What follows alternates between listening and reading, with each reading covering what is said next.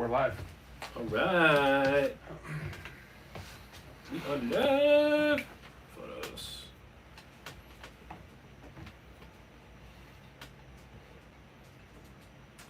One minute warning. Maybe 30 seconds. 1 minute warning. See if I can find this before we start.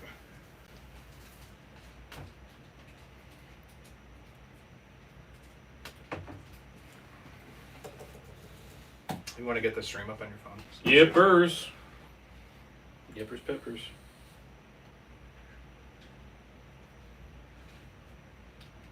Is it up yet? Yeah. Oh, there we go. Good. Turn it down. And make sure that keep it on. Move it a little bit. Okay, screen's up. Sweet.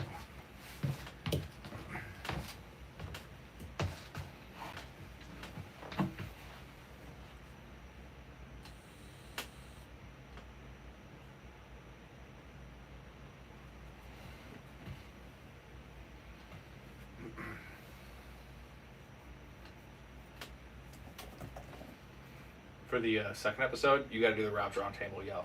Me? Yep. So I'll tell you why after you the do wide it. receiver one? Yeah, the Okay. next one after this. Got it. Oh yeah, here. Give it a Okay, little nudge. here you go. Look. 6 pina coladas for $240. One Modelo case, $290.99. Oh. So yeah, it wasn't Coors, but it was Modelo. So 24. That's $11 a beer, but you're getting in bulk. Yeah. That's gross, man. Yeah. So 12 Fiji waters, $120. $10 for Fiji water. In 100-degree weather, you're going to drink in Yeah. 2 minutes. Pina coladas, $39.99 a piece. Mm. Yep. A fruit platter, $56. You got to be smart when you go to Vegas and like figure out like where you're It's going, so what you're difficult. spending. It's so difficult. Well, now. you gamble, it's free. Drinking's free. Yeah, but they So- take forever. They've cut back on the number of. Yeah, right. It depends where you go. Yeah. And you just got to throw 20, bro. you Throw gotta- 20 off the bat, and then they'll come back. I'm with you, but I'm telling you, like, Vegas has priced out the middle class. It caters Wow. to high-end individuals. I haven't been in 2 years. So I went. It was like week 2 of the NFL season last year. I went over to Caesars. I was just gonna post up, watch some football. Saturday, everybody was sleeping in. I was like, all right, it's college football day. They're like, all right, you can sit in the sports book. It'll cost you $150 if you want to sit in the back row, $225 if you want to sit in this middle section, and then $300 if you want to sit up front. Just to sit. Just to sit. That's why you don't go to Caesars. Now, you can't go to the high-end They places. do give you like 2 drinks with that. Okay. But yeah, Actually, that's a good value because the drinks are fucking $80 a pop. I mean, You have to go to fucking Harrah's or like the D. You got to go to like the smaller places. I ended up going across the street to the link What's up? because I wasn't gonna pay that shit. Rob's Roundtable. Damn it, What's up? got me. Running back rank disputes. And then after this, wide receiver rank disputes. We are Yeah. going to get a little hot, a little spicy. We got people on the stream. Some arguments. Hopefully. I have a stat of the day for you. Per usual. It's regarding the Dolphins. You hate the Dolphins, right? I don't hate the Dolphins. I think the Dolphins are a pretty bad organization, and I don't think Mike McDaniel is the genius that he's made out to be. So with Tua healthy last year, the second time when he came back, week 8 through 18, they Mhm. were 10th in total points, Okay. which is not bad. 26 a game. They were 3rd in success rate, 5th in EPA per drop back. So actually, like with how bad it was, mostly Jonnu Smith catching passes, but they were actually above league average. Okay. So this is like a Tyreek Hill stat, an A-chain stat for those guys. Like who's drafting Tua? I understand that. Although he used to be a top 12 quarterback, but if this is the low bar, which when So- Tua is healthy, this is as low as it gets. It's a good offense. Small sample size, right? 8 weeks. It's still a small sample size, relatively speaking. 8 weeks. Also, there is no Jonnu Smith anymore, right? You got Darren Waller, Yes. which is a significant downgrade. Mhm. Tyreek Hill is 1 year older. Jalen Waddle has another year of dings and bruises and et cetera, et cetera. You got another year of let's get that mosquito. Kill that mother. Fuck him. Yeah. Yeah, I'm not sold on it. Like I'll see it, I'll believe it when I see it. I want to see it on the field because Mike McDaniel has consistently underwhelmed since being in the league. You're ranking the players as if they're going to be a bottom 10 offense? What do you think's more likely? They're a top 5 offense, they're a bottom 5 offense with Tua healthy. With him healthy. I know it's a big if. Yeah, that's a big I if. think they're more likely to be top 5. I mean, bottom 5. Both of those are I don't. They're middle. They're exactly middle of the road for me. Mm-hmm. It's extremely small percentage chance that they're top 5. Extremely small percentage chance. A couple years ago, I saw him put up 70 points on the freaking Broncos. Sure. Remember that? Yeah, I remember that. That was crazy. I mean, the Raiders put up That was the A-Chain a game. million points one time too. So. Okay, some news and notes to get to. We're recording this on Thursday. This is Thursday for the live streamers. Thursday. Rashawn Slater is out for the year. Yeah, He's that's just stud offensive left tackle for the Chargers. That affects a lot of people. bad news for everyone except for the Broncos, the Chiefs, and the Raiders. So Ladd McConkey and then Omar and Hampton, Justin Najee Herbert. Harris. Yeah, Justin Herbert too. It's a big deal, man. I know people don't think offensive line matters, but it's. I haven't very adjusted important. anything because I just found out when I got here. Yeah, about I was already low on them, so I just kept them status quo. But it's a big deal. Also, Anthony Richardson, fuck you, motherfucker, got hurt in the second drive. I bet on him. Have Yeah. 71 passing yards. He was going to play a Did you quarter see and his a half. finger? Yeah, it didn't look good. Sideways, baby. Just a pinky, though. But like the man, On his it's just a throwing joke. hand. It's a joke. It's a running joke. He just cannot stay healthy. Like he can't even make it through a preseason quarter and a half scheduled start in preseason. Well, what was it his rookie year? Was it a hip? Shoulder. It was a shoulder. It's been everything, It was a man. shoulder. That was Ankles, a big one, shoulders. Like it's funny because he's a mountain of a man. It's funny because his last 245 year in pounds. college, he didn't miss a snap.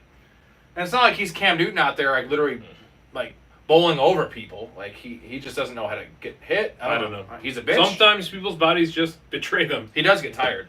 That- The last thing I yeah. talk about is the Cowboys and Jerry Jones, and just the Micah Parsons thing. And like we've all known Jerry Jones is just awful. What percentage chance do you put that he's back with the team? Oh, 99. Okay, so somebody asked me that earlier the week or last week, and I said the books were putting it at 70%. I'm like, it's 90%. I'm like, take that action, and then it bumped up to 80, 85. So there's a strong. I mean, he'll be back. What is he doing? Like the one thing is like he always like hurts himself and prices himself out of these guys because he waits and waits and waits.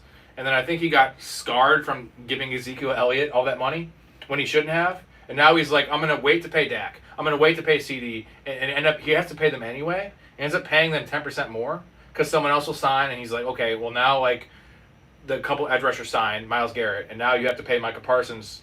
And TJ Watt signed, which Right. is worse. For like But that's bad. that is not. I know. But that is not a specifically. It is a Jerry Jones thing, but it's not specific to Jerry Jones. There's a lot of owners and GMs in the league who think they're smarter than they are and think they're going to outsmart these players when inevitably the market is what dictates how much these players are going to get paid, right? If you want a guy back and you wait, you're going to have to pay him at some point.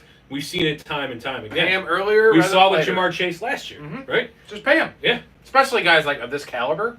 But it's just funny. He's like negotiating with these players in his office. No agent involved. Like, dude, he's the owner. Don't negotiate. That's not your job. And like he just reminds me of Montgomery Burns running. Is he the frickin- worst GM in the league? Yes. Okay. He's not even a GM though. But he is. I think he holds the title, technically. But does he not remind you of Montgomery Burns from The Simpsons?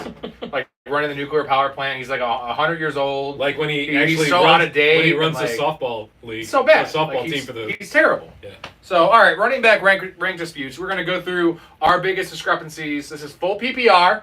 Full. And if we agree on a guy or we're way up on a guy or way down on a guy opposed to consensus, ECR, Fantasy Pros ranks, then we're going to dispute with ECR. Okay. Got it? We're gonna call up Fantasy Pros and be like, you got it wrong. Yeah, I would love to do that. So our first rank dispute is actually Devin A-Chain. Okay. So it's not that big of a discrepancy, but in the first and second round it is. I have him at 6, you have him at 8. Yeah. So that's the difference of you're not probably going to have him if you have him at 8. Probably not. But I am in a really tough conundrum right now with my home league, where I need to keep 2, and they take the place of your first and second round picks, and I can choose between Amon-Ra St. Brown, Puka Nacua, and Devon A-Chain. So I'm in a pickle Right. here because of the Matthew Stafford situation. Yeah. And my ranking of Is it half? Devon, no, this is full. Yours is full? Yeah, your league? I went, no, I'm sorry, that's half. And That's then half. you might want to take A-Chain. I think I am going to go with that and let Puka back into Wow. there. I hate to do it because I love Puka. He's a beast But of a you man. love A-Chain. I do. Your hot take I was do. he's a top 3 overall player, like all these things, but you have him at 8. Efficiency rating. So he You did have it with, McCaffrey he over did it him, with which you hate. efficiency his rookie year. He did it with volume. But this is looking at a risk profile, and I'm very concerned about this offense without Tua. They did not address the backup quarterback in any capacity. Zach Wilson. And you look at the fact that Achane was RB 32 without Tua last year. Nobody produced without Tua last year. And so if Tua misses his customary 4 games, that's a huge blow if you're taking Achane in the second round. You didn't laugh at my comment. You said you didn't do it. address it. I said Zach Wilson.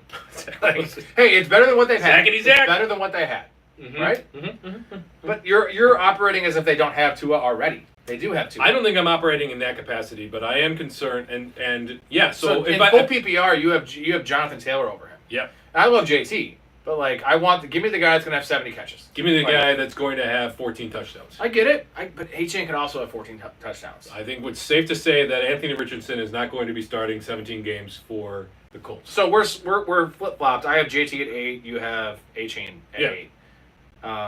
And I love JT. I'm right at consensus. I feel like I love him. I will take him. I see the upside for him to have a Saquon Barkley level year. Now, I understand that. Both of these guys come with their own injury concerns and their own offensive issues. But JT is a sturdier individual than Achane.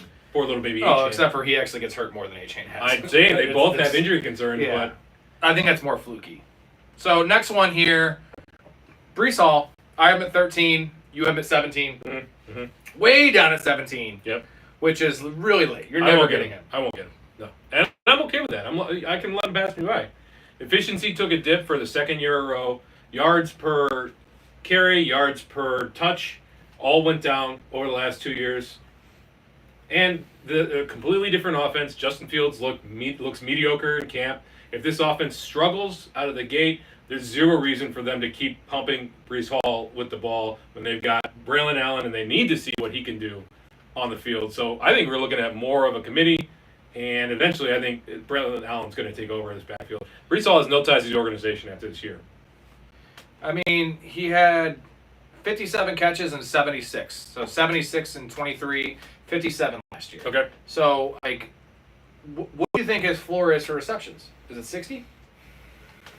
Is it 50? Yeah, is it 50? I mean, that's pretty high. He's 50, yeah, I'd say. Banking in, he scored 6 touchdowns. I feel like he's still going to be at cost. Like, it's not like a bad pick. But, he's more of a floor play. I mean, yes, but you also, this is now they have a running quarterback, right? You don't have dump off McGee and Aaron Rodgers there. You don't have, you're going to have, Justin Fields is going to siphon touches out of the backfield, both carries and receptions. Also, make him more efficient than having a fucking Aaron Rodgers back there who can't move and can't throw deep and doesn't want to get hit. The last 8 games. You have James Conner ahead of him. I went back and looked. The last 8 games for Aaron Rodgers were not as bad as the first 9 by any stretch. Yeah, he got motivated because Adams was there. Yeah. But you have Conner over him by a mile. Yeah. Why? By a mile, you mean by 2 spots? It's a mile. Okay. Well, because of where they're going. Right. You have you're 4 down on Breece Hall and you're 3 up on Conner. Yeah. The Cardinals have shown us who they are and what they want to do. Trey Benson is not a solid enough talent to overcome what James Conner is and what they want to do. They go to James Conner. They do with everything with him on the goal line. So I've got no concern with touchdown upside there. Okay. His efficiency has remained the same over the last 3 years. The Cardinals should take a step at least to the side, if not forward. They're not going to go back, right? Whereas the Jets, we're hoping that they have... They're not going to go back. They can't be worse. I didn't think so. That's what I'm saying. Yeah. So we know what Conner is. You got a lot of solidarity built into that. No, I'm saying I think Breece Hall and the Jets will be the same too. Oh. It can't be worse than last year, dude. It absolutely can't be No, worse. I don't think so. They're going to run the ball. They threw the ball so much last year. And if you're going to run the ball, would you rather run it with a pretty well-built individual in Breece Hall or a monster of a man who also has speed and explosiveness in Braylon Allen? We both love Braylon Allen. I love Braylon Allen, but this is Breece Hall's job. Well, it is for now. They need to try to win some games. They're going to trust their guy. And when they lose 3 out of the first 4? Well, I'm drafting for September, baby. Next one, Kenneth Walker, the tiny dancer. You have at 14. I have all the way down at 19. Yep. This is all a big tier for me, though. Starting from Cook at 14 down to Walker at 19. He's the end of that tier. But still, down at 19. You're way under ADP. Now, I think they've assuaged some of the injury concerns that they had this offseason. Why are you down on him? Well, he already has a foot injury. Well, he's always nicked up. Yeah, okay. He has the best backup in the league. Top 3 backup in the league. I didn't know Braylon Allen got traded to the Seahawks. The offense is really questionable. Really questionable. You're really, really saying questionable. Sam Darnold is not who we think he is? No. Okay. No, he is not. All right. And it's a questionable offense. It's possibly a timeshare. I love the talent of Kenneth Walker, and like, believe it or not, he's a way better pass catcher than people give him credit for. Right. But man, it's just like there's a question mark there. Where like Connor, I don't have a question mark. Kamara, Hubbard, James Cook. So you're taking. I have all those guys ahead of him. You're taking in a PPR. You're taking Hubbard and Connor. I mean, Connor does catch his fair share of passes, but Hubbard certainly doesn't. Yeah, he does. He had like 47 catches last year. 40 catches. 47 catches for a running back and for a workhorse in PPR. That's good. I mean, I guess It's not as good as he had 43 catches last year, Okay. which is crazy. He had 171 yards on those catches. That's insane. That's Not efficient at all. But I just know his role, and I know like who's behind him is Rico Dowdle, who I actually like. But they showed you what they thought of Chuba Hubbard last year. I know they did draft a first-round running back, and Jonathan. It's not Jonathan Stewart. no. Wait, where? Seattle? No, in Carolina. Oh, in Carolina. Jonathan Brooks. Yes. Sorry. Oh, I've been drinking. You're talking I'm 2 talking years. 2 Chuba years Hubbard. ago. Yes. Jonathan Brooks. 2 years ago. Unfortunately, I But- think this is going to be another Javonte. They Williams did pay situation. him 3 years, $33 million, I believe. Yeah. Okay. I get it. I'm not So saying they invested in saying Chuba Hubbard. the workload that Chuba Hubbard has isn't safe. What I'm saying is Seattle has shown us what they want to do when Kenneth Walker is healthy, and that is a 3-down back with pass catching upside. Yeah. I feel like he is more of an X factor where Chuba Hubbard is when I'm waiting at that point, I'm going to want a guy I can set in stone that I know is going to be there. Okay. And I don't know if Kenneth Walker's going to be there. I mean, Kenneth Walker has higher upside than Chuba Hubbard. I'm not going to argue that. But who has a lower floor? Who's more likely to lose their job? to lose their And job. I agree. I say Kenneth Walker's a better player than Chuba Hubbard, Right. all things considered. But Zach Charbonnet is elite. He's not elite. He's if he really was elite, good. he would have overtaken Kenneth Walker. He's more workmanlike. He gets the yards that are given to him. Kenneth Walker's a tiny dancer. I get it. And this team, I don't know, man. I just feel like there's much more of a role for a 40% snap share for Charbonnet than there is a 40% for Dowdle. And I love Dowdle. In basketball, I've been taking him all day. But, like, I'm literally splitting hairs here because they're so close to me. The rank is different. If Chuba's upside is But you're just way higher. If Chuba's upside is 45 receptions in a PPR, that doesn't really move the needle. Kenneth Walker's upside 60. I disagree with that. Chuba Hubbard had the third most goal line carries last year. Okay. Like, Kenneth Walker's not a good goal line back. Yeah, but neither. Charbonnet's a better goal line back. But they don't use him on the goal line. They will. Okay. All right, next one. We got to move on. DeAndre Swift. You're going to like this one. I have Swift at 22. You have Swift at 28. Mm-hmm. That's a big. You're never going to get any Swift. I am, let's see. DeAndre Swift is ECR 21. So I'm one spot below consensus here. I think Swift is the epitome of a floor play. He's safe and steady to get 14 to 16 touches a game. He has really good receiving work. He's never finished outside the top 24 per game in a single season. That's including a year with the Eagles where they didn't give him a carry inside the 20. Literally, nothing in the goal line. The Detroit year where they just pretty much benched him. Ben Johnson's first year, which may hurt my argument, but he still was like RB17 that year. He's an explosive player. He has shown on the field he does have moments where he looks somewhat explosive. I will grant you that. The problem is Swift has been cast around the league like a. I get it. Yeah, And I don't think he's like a bad guy or anything. That's why He's not. He doesn't seem like he misses assignments. He's not a great pass blocker, but he's not awful. I'm not convinced that he's going to get 15 to 17 touches in this when they've got. Well, you also hate Roshan Johnson. I don't hate Roshan Johnson. Dude, you have him so low. But he looks terrible in camp. I'm actually rising on Kyle Monangai a little bit. So 7th round rookie is who you're banking on. Was Isaiah Pacheco a 7th round rookie at one point? I get that, but like that's Look your at argument against Swift. Look at Ben Johnson's history, right? I don't know that, and they're talking about multiple short passes for Caleb Williams and slants And DJ Moore's going to place him in the backfield. Yeah. Really? Oh yeah, You think so? He could be a little mini Debo Samuel. Baby. Listen, for the record, I don't hate the Bears. Yes. I hate the Bears' leadership. And there's he's no going to reason. be their passing down back regardless, right? What does that mean when you've got Luther Burden, DJ Moore, Roman Dunze, It means Colson better Love? than 28. Story.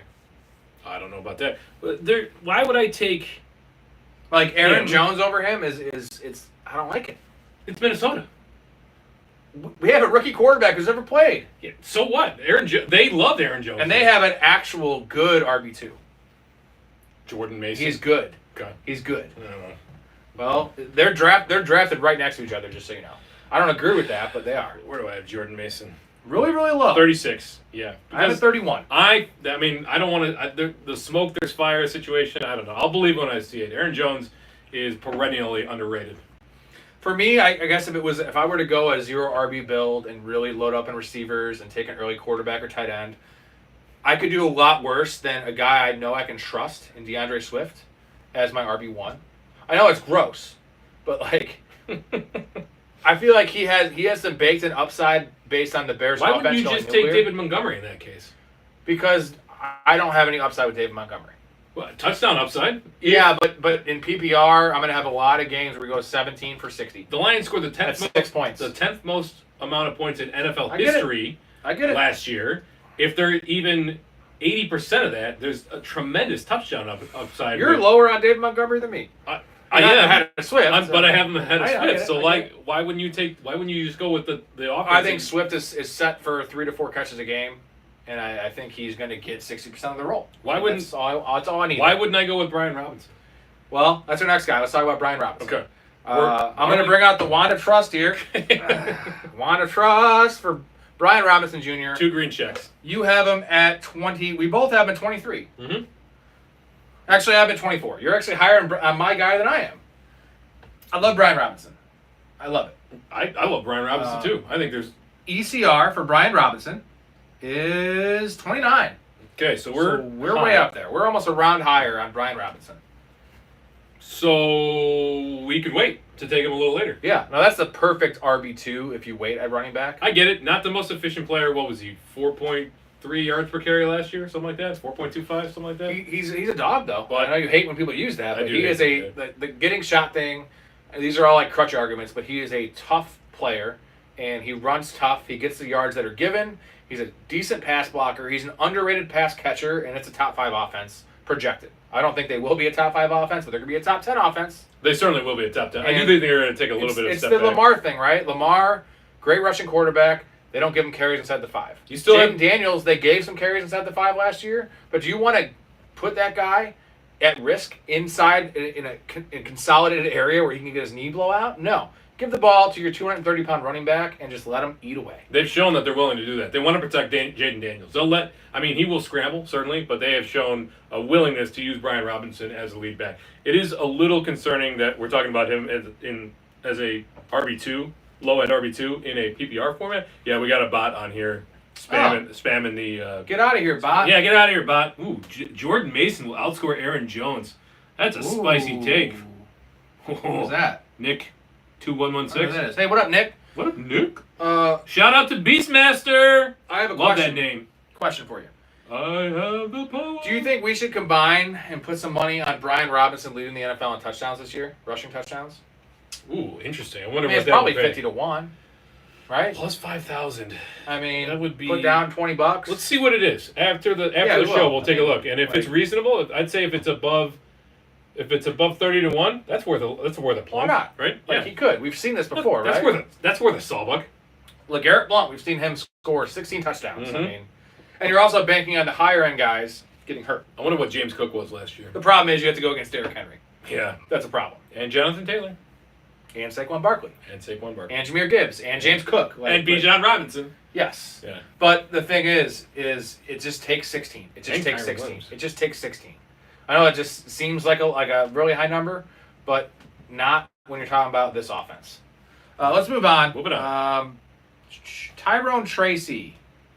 Now, Scattaboo, I call him Scattaboo. I've heard other people call him Scattaboo too. So it is Scattaboo. It is Scatabo. Well, got Fantasy Pros, the guy called him. Best week 1 game from Taco King. I'm keeping my eye on that Monday night Bears-Viking game, obviously, but the Eagles and Cowboys season opener, that should be a spicy one. That is spicy. Yeah. I want to watch the Saints play. Who are they playing? I'm kidding. Okay. I think they play the Cardinals, I think. Oh, yeah, you're right. Wow, I already know the schedule. Okay, Tyrone Tracy, I have it 20. I have it 29. You have all the way down to 35. Yeah. I feel like it was going to be his backfield to start the year anyway. gets Scatabo acclimated a little bit. But now you have a rookie coming in with a hamstring injury. Not good. Tyron Tracy is a good player. The fumbling issue is a problem. Right. Major problem. But do the Giants really have a chance to win this year? I know that's like an argument to get Scatabo in the game, but like Tyron Tracy is also a young guy. So I bumped Scatabo down because of his injury, but I also bumped Tyron Tracy down, not just for his risk profile, but did you see what's going on with Malik Neighbors? That toe injury flared up again. I guess he's been playing with it since college. Yeah. It's a problem. He missed time because Cut that shit off, baby. You don't need a toe. Just like pull it out like a loose tooth. Yeah, what is it? I don't know. Big toe? I have no idea. Pinky toe. Cut it off. If it's turf toe, that's a real problem. If they lose Malik Neighbors, that team's in deep trouble, and that takes the entire offense down a notch. Darius Slayton to the moon, baby.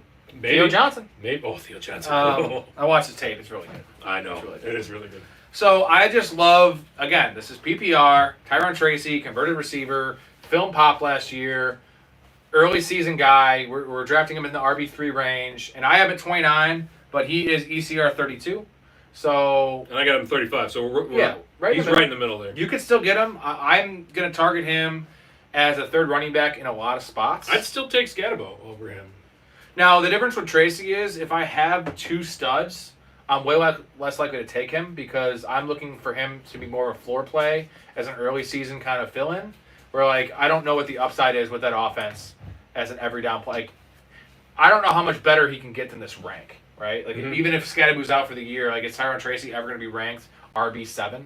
No. Like, where some of these guys down here could. Like, I mean, Devin Singletary is still there. And they have shown that when Tracy fumbles, that they'll easily slot Devin Singletary in as the lead back for the rest of that game. So I feel like you're treating Tyron Tracy like he is Devin Singletary. Like, they're going to give it to the rookie. Tyron Tracy is 24 years old. No, I get it. Tyron Tracy, former wide receiver. He converted in college.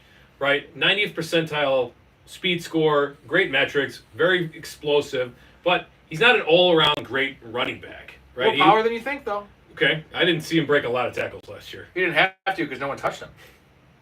He didn't. He'd be great at tag. Yeah, he's very fast. Awful movie. Yeah, awful movie. Yeah, but you know it's based on like a true story. Is it? Yeah. Huh. It's kind of like the league. You know, guys like that, like doing their stupid 8-man fantasy leagues. All right, next guy.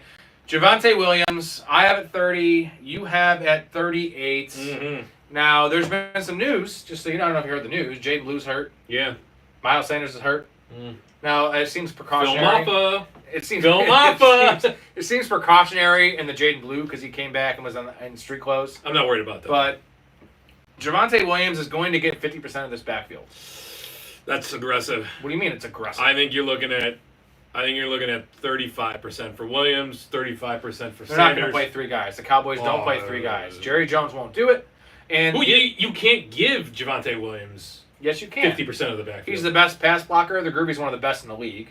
A serviceable pass catcher, and Jaden Blue's by far the best pass catcher. Javonte Williams is like 25 Miles years old. Sanders is a proven veteran in this league. Javonte Williams is 2+ years removed from an ACL injury. He's sapped his explosiveness completely. His efficiency metrics absolutely plummeted near the end of last year. ECR 33, by the way. Okay. I have no problem not getting Javonte Williams on any of my Do you know how old Javonte Williams is?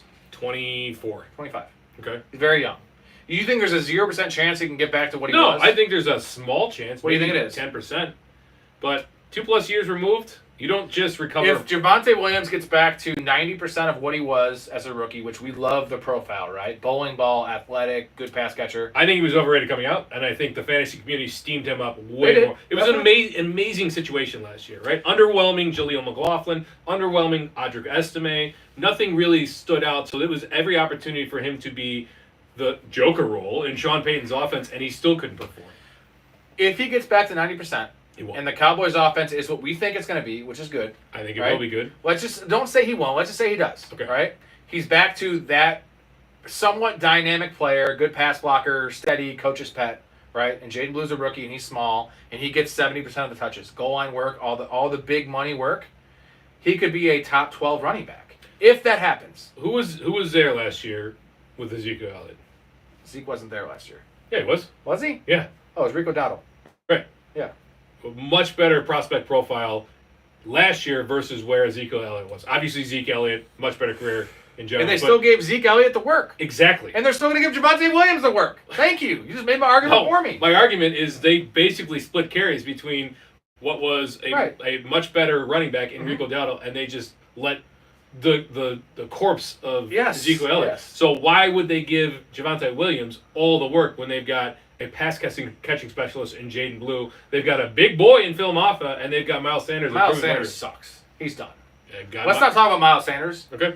I just feel like it's the argument against Tracy, where like Tracy's the floor play, and like inherently Williams is a floor play. I get that. Your upside play. But the upside play, Javonte Williams could Your be an upside RB1. play is Jaden Blue. Now go back and watch but his he's never film. going to get all the work. Go back and watch his film. You don't see the world where Javonte Williams is a top 14 running back.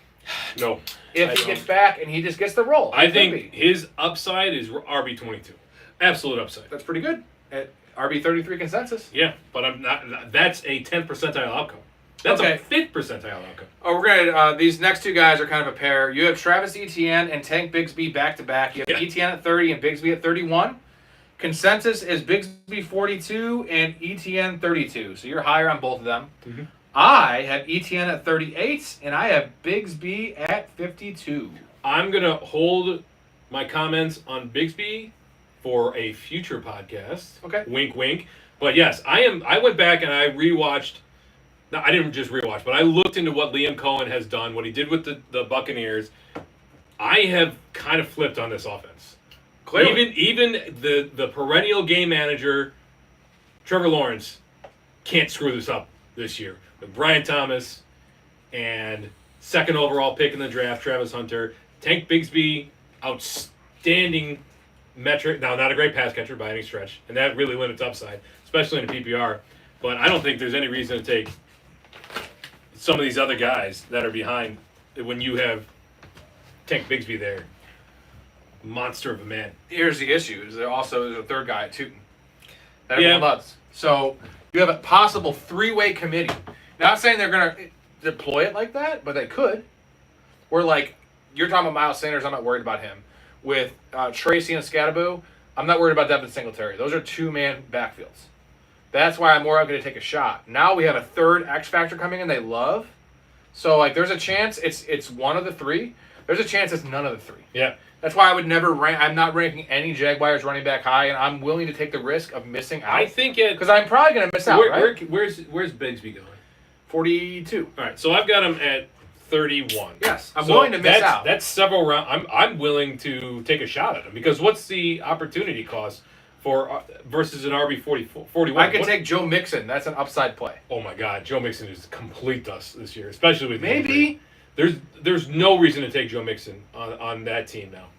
Really? After this injury, he's not going to be ready for week 1. Okay, I can take Jordan Mason. Great.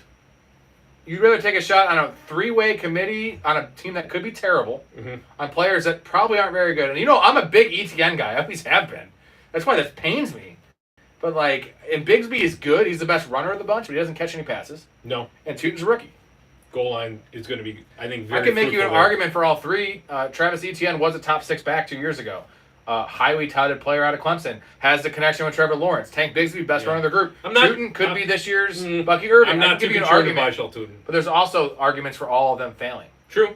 But what's the opportunity cost? Apparently a lot. You're talking about, but what's the upside here? I don't see it. How many touchdowns can Bigsby score this year? 8? 10? 10. That's pretty good for RB32. That is me as in this case, Williams. Okay. I'm just way off the Jaguars' backfield, clearly. Yeah. But it's crazy to me that you're planting your flag on 2 guys. Yeah. That's just the thing is I don't know which one do you have more faith in? Probably Bigsby. Where's his upside with no pass? He has no I pass guess game work. that's why I'm kind of these guys are kind of back to back because I do like Bigsby better as a talent and I think better opportunity. But when you're talking about these are PPR rankings, I kind of have to put ETN above him. I think I like Tootin the most, just based on where he's going. Fucking mosquito win. Where he's going, I have Tootin highest. That's fair. Right? Like in terms of where he's, I have Tootin at 48. The thing is, I could take a shot on Bigsby, and if it doesn't work out, I can cut him. That's the nice thing about it. Like any of these guys, You're gonna cut a 9th round pick? I mean, come on, a 9th round pick. You look at your team at the end of the year. How many people did you draft that are still on it? I won't be cutting Tajay Spears. I will be cutting Tajay Spears if he doesn't show me something in the He's first going couple to. of weeks. What? It's the same argument. That's what I'm saying. Like, the opportunity cost doesn't really affect it. I'd rather take a shot at a backfield that I think could be good with Liam Cohen guiding the helm here. So did Liam Cohen come and like write you a check last night or jerk you off or something? I'm like, I saw what he did with the Buccaneers. I love the Buccaneers. I love that system, and I'm excited for the Jaguars all of a sudden. All right, next guy, J.K. Dobbins. I have at 35. You have down at 41. So he is at 41 in consensus, and I'm actually not a Dobbins guy. I was like forever. Right. So I'm ECR. But So why do you love Dobbins? I don't. I don't. Why do you love Dobbins? Tell us why. I'm off the Broncos this year as a whole. I'm off Dobbins as a player. I kind of like R.J. Harvey, but like the offensive line's legit. And like at 35, it's like do I want Scatabo over Dobbins? It's tough. Scatabo has more upside to like be the lead back. Yeah, well, R.J. Harvey has every opportunity. The guys I have after him: Stevenson, Etienne, Charbonnet, like White, Eckler. Those guys are all backups. Where Dobbins could be a 50-50 split. Right? Dobbins could be the Jordan Mason. You're going to have to be patient with R.J. Harvey this year. That's why I have. But Dobbins it's not going to take very long for J.K. Dobbins to fall off, just like he did last year. I feel bad because he had a very upside looking career, and then injuries have just, again, another guy that just cannot beat the injury bug. So it makes sense that Dobbins is probably going to get a 50% opportunity share to start the season, just the way that he rolls. But that pass catching, the way Sean Payton rolls, but that pass catching opportunity, that pass catching role in the backfield is what I want from the Broncos, and that's R.J. Harvey's job. Why am I so high on Dobbins? I don't know. But I'm not high on him because I can tell you this for a fact. I've done 300. I've literally done 300 best ball drafts. Would you rather have Dobbins or Zach Charbonnet? Redraft Charbonnet. I have Dobbins. But you got Dobbins ranked higher. I understand that, but like I just wouldn't take either of them. Like I can tell you this, I've done 300 best ball drafts, and I have maybe one share of Dobbins. Okay. He goes higher than this. He goes like RB 34. I don't know why I have him ranked here. That's just the way I ranked it, man. And like I'm not going to take him. Maybe I'm not taking guys in this range. I don't understand it. I don't get it. Like I want Charbonnet because like, at this point it's my RB3 or RB4, and like give me the guy that has league winning upside. I think you might be remembering what J.K. Dobbins was from like 4 years ago. The guy was I'm not. Stud. He's not good. I'm off the Broncos. That's why I don't understand what I did here. I don't understand what's going on here. But it's fair. It's a fair. You had an out of body experience. I feel like it's a fair ranking. I feel like mine's fair because I got him exactly where you see ours. Mine is too. I don't know. Like, and you have Harvey exactly where I do too. I know. So and I'm down on the Broncos. It's weird that you're a little. Maybe I'm just down in the passing attack more. Okay. Because I know their defense is really good.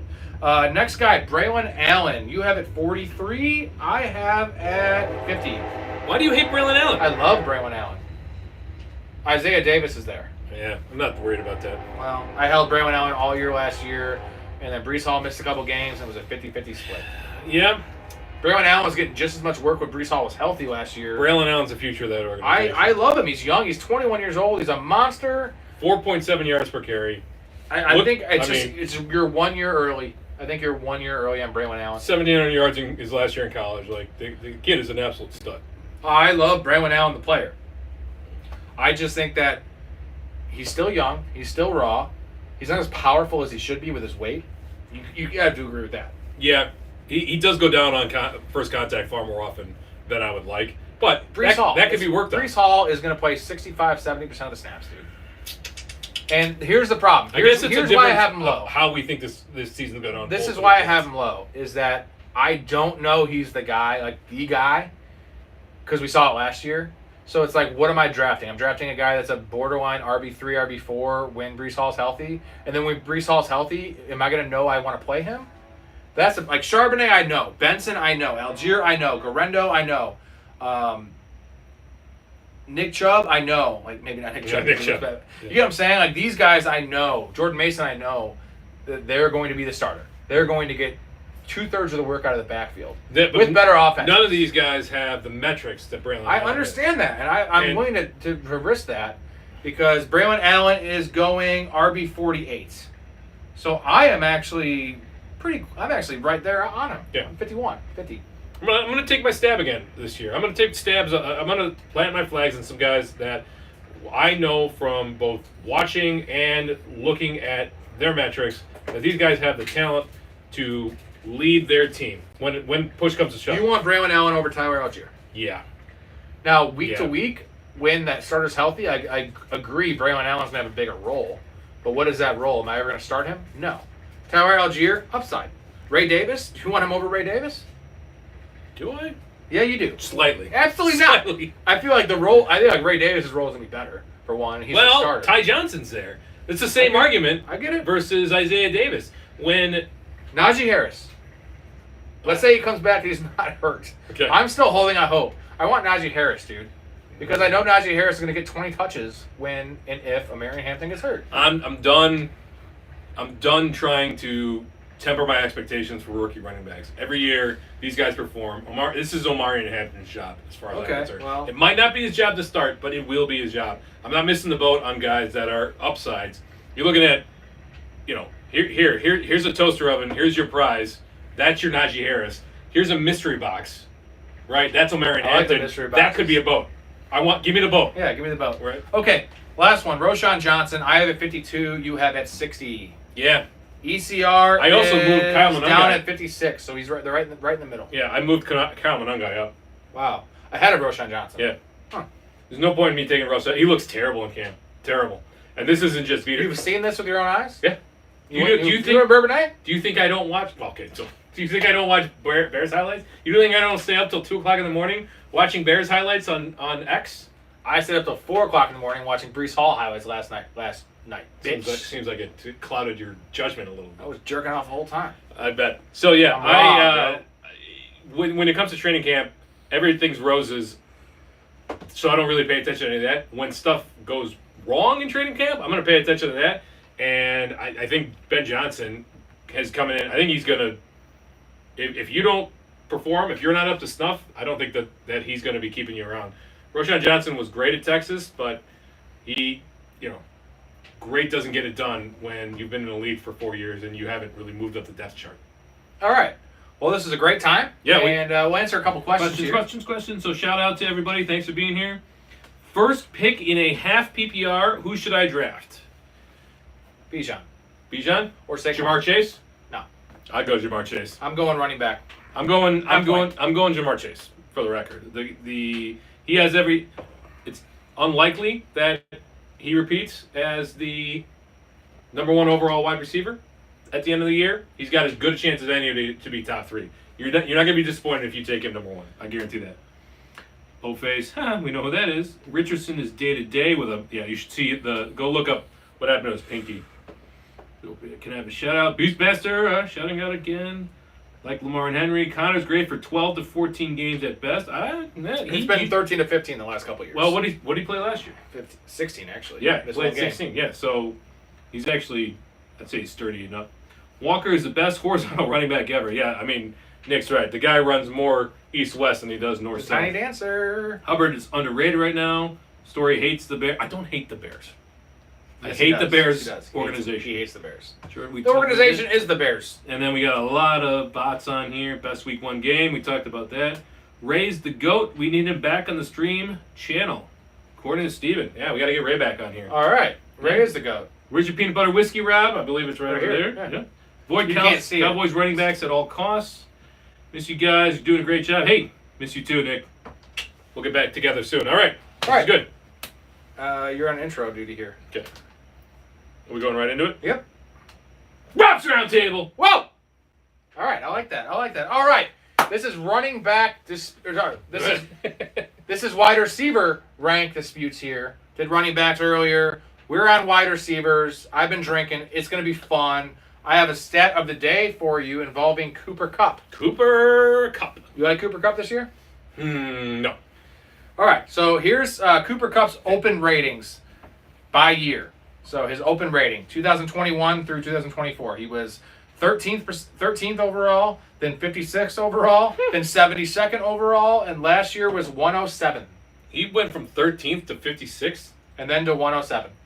Ugh. With a 72 mix in there. Ugh. That's a bad trend. Yeah, that's not good. It's like if you were like investing in a stock, it's bad. No, I don't like him this year. That's really bad. Mostly because the Rams looked at him. He was he was Matthew Stafford's best friend, his breakfast buddy, and they're like, nah, we're good. You can go. You can go somewhere else now.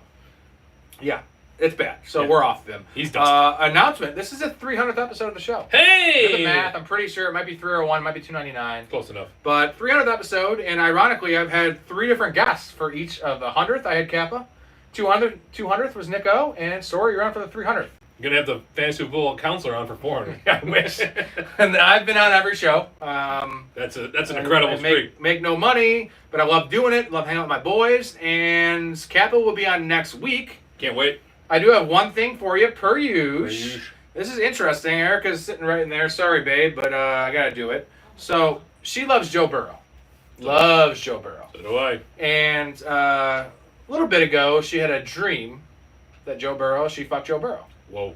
And he's a handsome guy, That's cool intense. guy. And he's young. She's 35. He's 28 or so.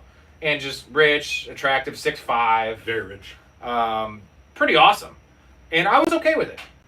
And it's like, if it actually happened in real life, I think I'd be okay with it. And I'd be like, can he come over? Can we hang out? Now, did he have the blonde dyed hair, or was it his prior to? Which hair was it?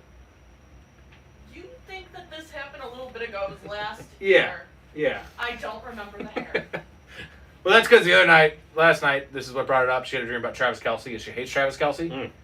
And they're the same age. So Taylor Swift, watch out, all right? Yeah, Taylor Swift. Anyways, like, I'd be cool with it, where it was the other way around. I was like, hey, babe, I had a dream about Jessica Alba. We fucked. Like, she would never invite Jessica Alba over for dinner. That'd be rough. I would invite Joe Burrow over. Yeah? I'd be like, hey, bro, we have a threesome. What are you doing? Want to go out to the bar? Let's talk football. Come on the pod, Joe. Oh, I see. You bring him over there, then you tell somebody to go break into his house. Yes, You know, that happens, Jay. Yeah. 100%. Anyway, 300th episode brings back a lot of memories. This very show. Apparently Joe Burrow The next was- one, Reach Fade, was the women's shirts episode, which we've done a lot of wacky things, a lot of good memories, a lot of good times, a lot of good football talk. It's a great day to talk football with my guy Story. Indeed it is. And we are getting into wide receiver rank disputes. Are you excited for wide receivers? I am. This one's going to I be am. very juicy. Oh, it is. Very, Yeah. very I would juicy. say we were more in line, more lockstep on running backs than I expected we would be. So we did have our disputes. Obviously, go check that out when it comes up on the channel. But this one, you're saying there's going to be some juicy ones, huh? Yes. First one here, Drake London. I have it 6. By the way, this is full PPR ranks here. And we're going to be comparing with guys we like and also with Fantasy Pros ECR ranks. I have Drake London at 6. You have him at 10. Yeah. Jesus, why do you hate Drake London? I don't. I knew that question was coming. I don't actually hate Drake London, but realistically, you look at the 9 guys that I have above him, given the opportunity, and they're like, here's a PPR, I'll take every single one of those guys. Like, Drake London is ECR wide receiver 9, by the way. Mhm. I have him at 6, so I'm way above consensus. You're one spot. where's he below. going in the 3rd? Second round. He's going He's a second round. mid-second, pick 16, pick Okay. 15, so early mid-second. Yeah. I mean, it's tough. Like, if every one of those 9 wide receivers is gone, then yeah, I would definitely take Drake London. I think he's got tremendous upside, but I don't think that he's got the upside that those other 9 guys have. You look at every one of those 9 guys, every one of those single 9 guys it has the opportunity to be top 5. And I do Drake think London there- has the opportunity to be top 1. I Number 1. don't think 100%. we don't know what Michael Penix is. We don't. He's way better than Kirk Cousins was last year. Okay. I don't disagree with that at all. 158 targets last year, 100 catches, 1,271 yards, and 9 touchdowns, including, I believe, second or third most red zone targets, end zone targets. That guy's a beast. You know what he is? You know what Drake London is? He is a PPR version of Mike Evans. You'd rather have Do you Drake know what I'm London saying? than Nico Collins? No, I have Nico at 5. Okay. I'd rather have him than St. Brown and Puka. Okay, so Puka I can see the argument for, and that's mostly related. St. Brown is just very safe. I get that. But, like, Drake London had 100 catches last year, right? Now, St. Brown might get you 115, but the end zone targets, and like I said, he is a PPR version of Mike Evans. And now he has a guy that actually throws the ball downfield, right? If you watch the games... Drake London's a monster if of a you man. watch the games with Penix last year when he How came tall in... is he, Drake London? 6'4". God. So if you watch the games with Penix when he came in, he literally only had eyes for Drake I London. know, it was like a 30% opportunity. And their marriage in terms of like the play style, Drake London is a box out kind of guy, right? Position guy, but savvy and amazing hands. Drake London has a cannon. He has no touch. Drake London's the guy you just, guess what? He doesn't be open. He's just going to chuck the ball his way. I think that Drake London has a very good shot to lead the league in targets this year. Jamar Chase is close. He's obviously the favorite, but there's T. Higgins there. I mean, there's no one else there. I honestly think that CeeDee Lamb's going to lead the league in targets this year. George Pickens is there, though. Yeah, but I know that George Pickens is going to have a good season, but Dak loves him some CeeDee Lamb, and CeeDee Lamb is just an absolute stud of a man. What's your guess for Drake London targets? He had 158 last year. Yeah, I'm saying 170. I think 158 seems about 160 seems about That's right. very high. 150, 160. That's very high. Targets, yeah. I mean, what was his catch rate on those targets? He had 100 catches. So that's not great, right? That's under 70%. He had Kirk Cousins. Yes, that's true. I see 170 catches, and I see this is upside wise, and I don't think more than 100 catches because it's going to be more of a farther downfield than what he had last year. But 1,500 yards and 15 touchdowns is not out of the realm of possibilities. 1,500 yards and 15 touchdowns. 15 touchdowns? Dude, he had 9 last year. All right, who's more likely to get 15 touchdowns, Puka Nacua or Drake London? Drake London. No. Puka's never had more than 6 in a year. That's true. He's not really a red zone guy. What are you talking about, dude? Drake He's London is Mike Evans. All right, forget the Puka one. St. Brown. That's like St. Brown. Yeah, St. Brown. Not St. Brown. Too many mouths. Nico Collins. Close. I like them both. Right. I think Drake London's a better player. Where do you have? Oh, you got neighbors over him. I think Drake London's a better AJ player. Brown. If we assume that we're going to get some regression Drake from London. the passing, you think he's got a better opportunity to get more touchdowns? Yeah, I don't think than Jalen AJ Hurts is Brown? going to throw more than 22.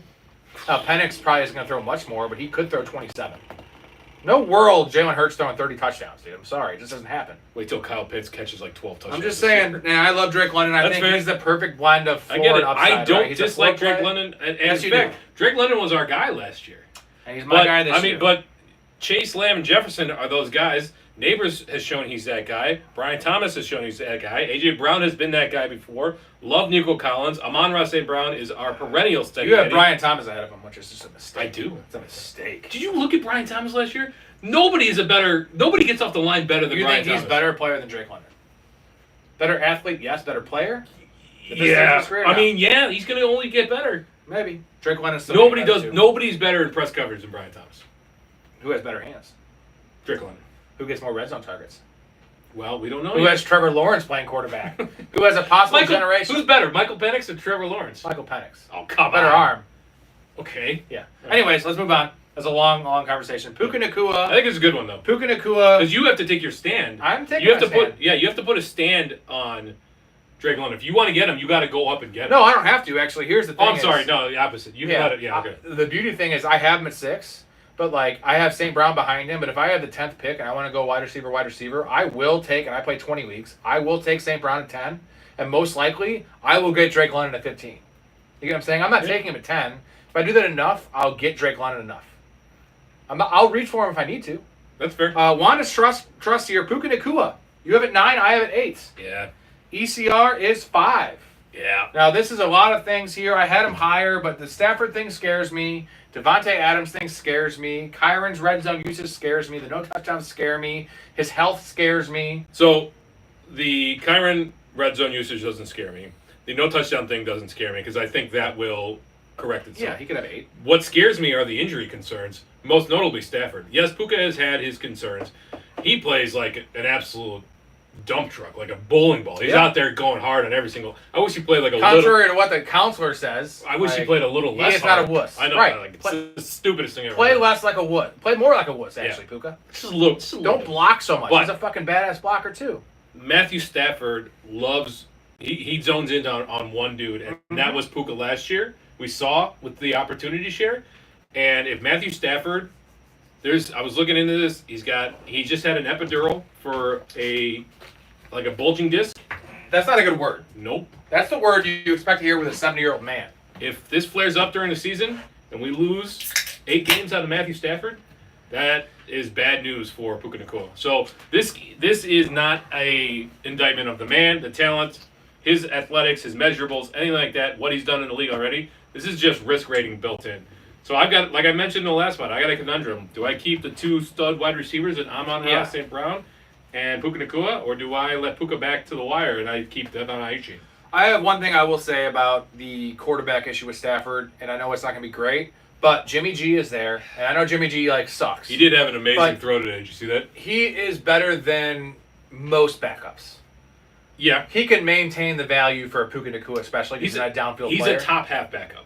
I'd say top and five. He could probably backup, start on like 5 teams. Yeah. So like, it's not like the Tua situation in Miami where it's like Tua's gone and you can't even start Hill or Waddle. Like when you can't start Tyreek Hill because the backup quarterback when he still has juice left, that's bad. You can start Puka with Jimmy G. He'll just be more of a high end wide receiver too. Right. Where that is nice. That is nice insulated. The problem is baking in the fact that Matt Stafford's already hurt and 37 and has fallen apart. You got to take Puka way too high. Yeah, I know. And if he's nothing but a high-end wide receiver too. Want to trust, baby. Yeah. All right, next guy. Higgins, T. Higgins. I have at 11. You have at 17. This is weird and tough for me because I'm not a T. Higgins guy. He's a soft tissue monster, right? And for me, it's just like... They should call him Mr. Hamstring. I had him at like 14. I had JSN and Wilson and Ladd McConkey ahead of him. But thinking about it, is I want to invest in good ecosystems, right? And JSN, not really a great ecosystem, right?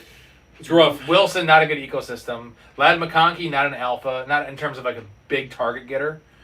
He's more of a floor play. Tyreek, question marks. Terry McLaurin, contract question marks. Like, I'm just going to take T. Higgins.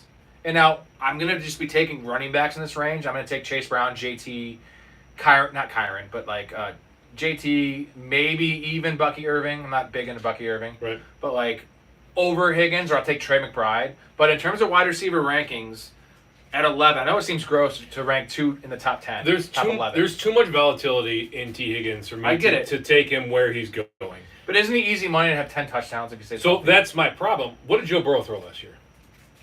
41? Yeah. Okay. What if the defense is better than we think and he only throws 31? It's not going to be. I'm just saying. What if it is? No, Joe Burrow's out for blood, Jamar Chase isn't not going to get his, right? Mike Gesicki's not going to get it. That's a joke. Yeah. But I had the concern there, and obviously we're beating around the bush, but the elephant in the room is T. Higgins and his health concerns. I know. Right? You're taking a top 12 wide receiver. You are likely only going to get, at most, 14 games out of him. I get it. And he's at 15 in ECR, by the way. 15. The biggest thing that irks me more so than anything else in fantasy is when a dude thinks he's healthy and he goes out and he plays the first quarter and he can't come back in. T. Higgins has done Waddle that and repeatedly. Higgins are two guys who do that all the time. Oh my God. It's so, like, you look at a guy like Julio Jones. I get it. Who, like... Calvin Johnson, too. Yeah. So those guys, like, they got those dogs in them. T. Higgins, like, he probably thinks he can do it, but I don't want to take a 0 from my wide receiver 2 spot. T. Higgins has literally had a soft tissue injury every year of his career. I should call him Mr. Soft Tissue. He should get a endorsement deal with like a toilet paper company. I forgot a great stat about Puka real quick, just to rewind. That is scaring me off Puka also, is that Puka was 4th in the league in first read percentage last year, and Devontae Adams was 5th. So now you're adding 2 guys in top 5 in first read percentage. That's going to take away some of Puka's value. Maybe, but or Devontae's just going to fall off. Oh yeah, it's possible he's fallen off, and I'm not sure that. I mean, we're talking brand new team here, so another risk though. And so T. Higgins, I just like him over the other guys, just based on ecosystem and touchdown upside. And you know, at PPR, I'm not about touchdowns. Give me the volume.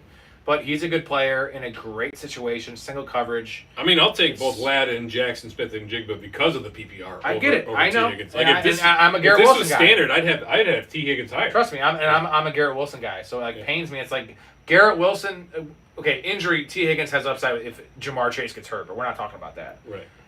Don't you put that evil on us. Garrett Wilson has much more upside than T. Higgins. Like Garrett Wilson could, if Justin Fields plays well, he could get 180 targets this year. That's just it. You know what I'm saying? T. Higgins is never going to get more than 130. No range of outcomes that T. Higgins gets 180. No, I feel like he's just safe bet to finish where he's at. Right. 14, 13. And there's some safety in that, which is funny. I'm saying it's safety to take T. Higgins. The guys, again, PPR, Ladd and Jackson Smith and Jigba. Garrett Wilson's right there, too.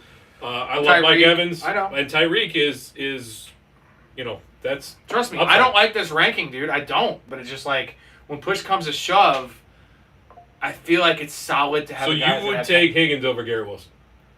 I don't know. I haven't done it yet. These are my rankings. I don't know. I don't always draft in my rankings, but that's just the way I have it. Okay. And we'll see when it comes down to it, I'm taking Trey McBride and taking Chase Brown. If that's the right That's answer. fair. But Okay. this is a wide receiver show. And they're all in the same tier. He is the top of the tier, right? Because I have Brian Thomas, the bottom of the second tier, or possibly third tier, and Higgins is the start of the fourth tier or start of the third tier. Yeah. And then they're like from Higgins to Marvin Harrison or Devontae Adams, they're all the same. That's the problem. They're all the same. Like I could make an argument for any one of those guys, Terry McLaurin, Mike Evans, Tyreek Hill, for being ahead of him. But I can also make the same argument for them being way below. They all have risk, right? Yeah, they all do. And his floor, minus the nagging injuries, is really good. Like, it is really good. He's going to have to catch a lot of touchdowns. He's going to have monster games. I'm willing to miss out on the T. Higgins explosion I get it. here this year and reevaluate next year. I get it. Next guy, Devonta Smith. You have at 18. I have at 25. Okay. ECR on Devonta Smith is 23. So I'm smack actually dab- not well, that. you're closer. I'm not that off Devonta Smith. You Yeah. were way on Devonta Smith. Yeah. This is very similar to the T. Higgins thing. You got the second banana with an alpha in front of him, and they're both really good players. Yes. Right. But the Eagles had everything go right for them in terms of offensive Yes. efficiency I get last it. year. They were able to keep the ball on the ground. They were 30th in the league in pass rate over expected last year. If that comes down even a little bit, passing volume is going to go up. Jalen Church has shown he can be a very good, if not prolific, passer. He's a good passer. He is. Right? He's not a world beater, but he's a good passer. He's efficient. Saquon Barkley was outstanding, but there's zero opportunity for him to get 350 touches again. That's just not going to happen. So for me, this is I'm going to take the bounce back on the Eagles passing game, and this one's very specific though. Like if I get a steady Eddie as my wide receiver one, I'm very okay with Devonta Smith because I know that there's going to be You want two steady Eddies then? You want two boring players? Devonta Smith is going to be up and down. I get that, but at the end of the day, he's a floor play. Game to game, he's not, but like season long, he's a floor play. Okay. You know what I'm saying? Like, yeah, but so game to game, like he could have 2 touchdowns or he could go 2 for 32, right? So I'm okay with that if I have any of those top guys, or even if I have a Drake London or Lad McConkey. But if I take somebody who's got risk to them, Puka Nacua, Amon-Ra St. Brown, I do think has some risk to his profile there. Tyreek Hill certainly. Then yeah, Devonta Smith is probably off my board. It's a weird exercise because he does have end of the season. You know what he's going to have, right? 85 catches, 1,100 yards, and like 7 touchdowns.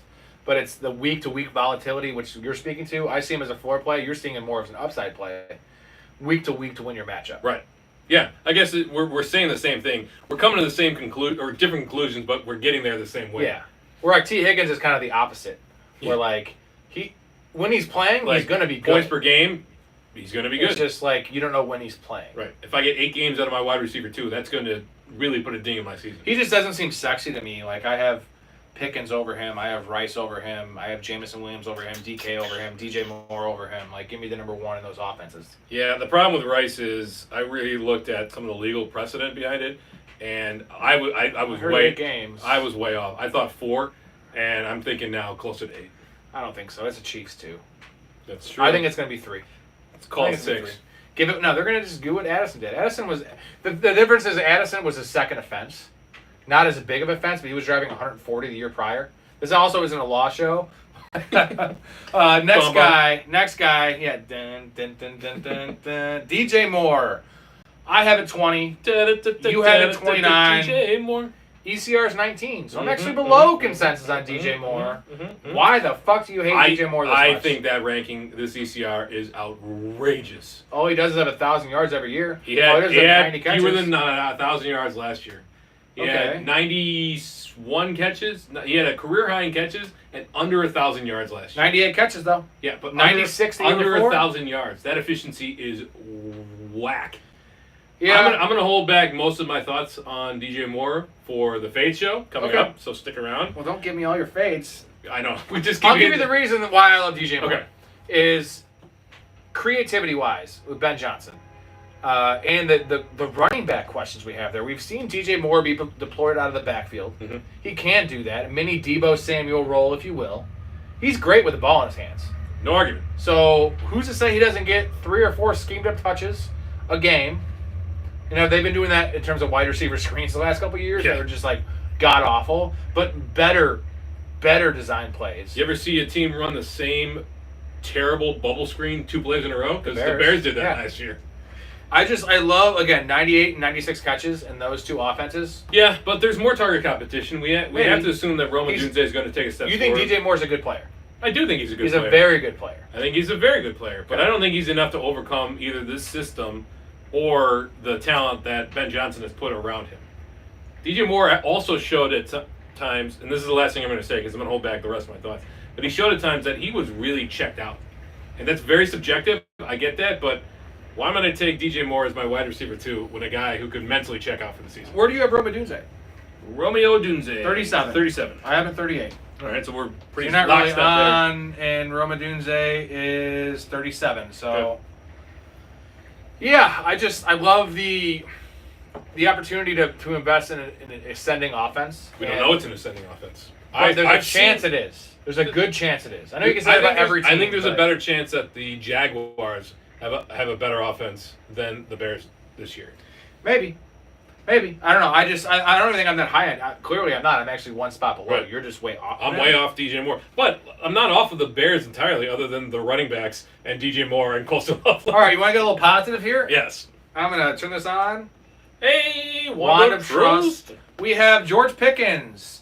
George Pickens is actually all the way up to ECR wide receiver 30. Okay. He was like 35 or 37 early in the best ball year, which was just insane. So he's moving up ranks. Okay. Still, we both have him at wide receiver 24. Yeah. Wanda Trust It. That's huge. If you tune into the Hot Takes episode that just drops today, I had him leading the league in touchdowns for my Hot Takes. We love the Cowboys offense. We love George Pickens. He took a big step up last year in terms of metrics. Yeah. I don't know if you watched. Did you watch Matt Harmon at all? The reception perception guy. Matt Harmon's probably the best in the business, Okay. man, and he knows his stuff. He's really about. If he's about a guy, I'm about a guy. I was already about George Pickens. He's a very, very divisive player. He's a knucklehead. He's been a bum in terms of like antics, right, and like effort and stuff like that. But not a team guy. And he's going to the Cowboys, which is kind of scary. But contract year. Contract year. The Cowboys. I don't care about that, but I do. the Cowboys love a project. I know, but Right. but dude, contract year matters. I don't care. You don't think he wants to get paid? We cannot get in the mind of these guys. Like, Well, you think he's that much of an idiot? If he does what he did these last year, dudes are not are blocking show- and fighting, like he's not going to get paid. If he has a 13 touchdown, 1,200 yard year, Jerry will probably pay him, which is funny, but he's going to get paid. I don't care about that. I care about the incredible catches that this guy can make.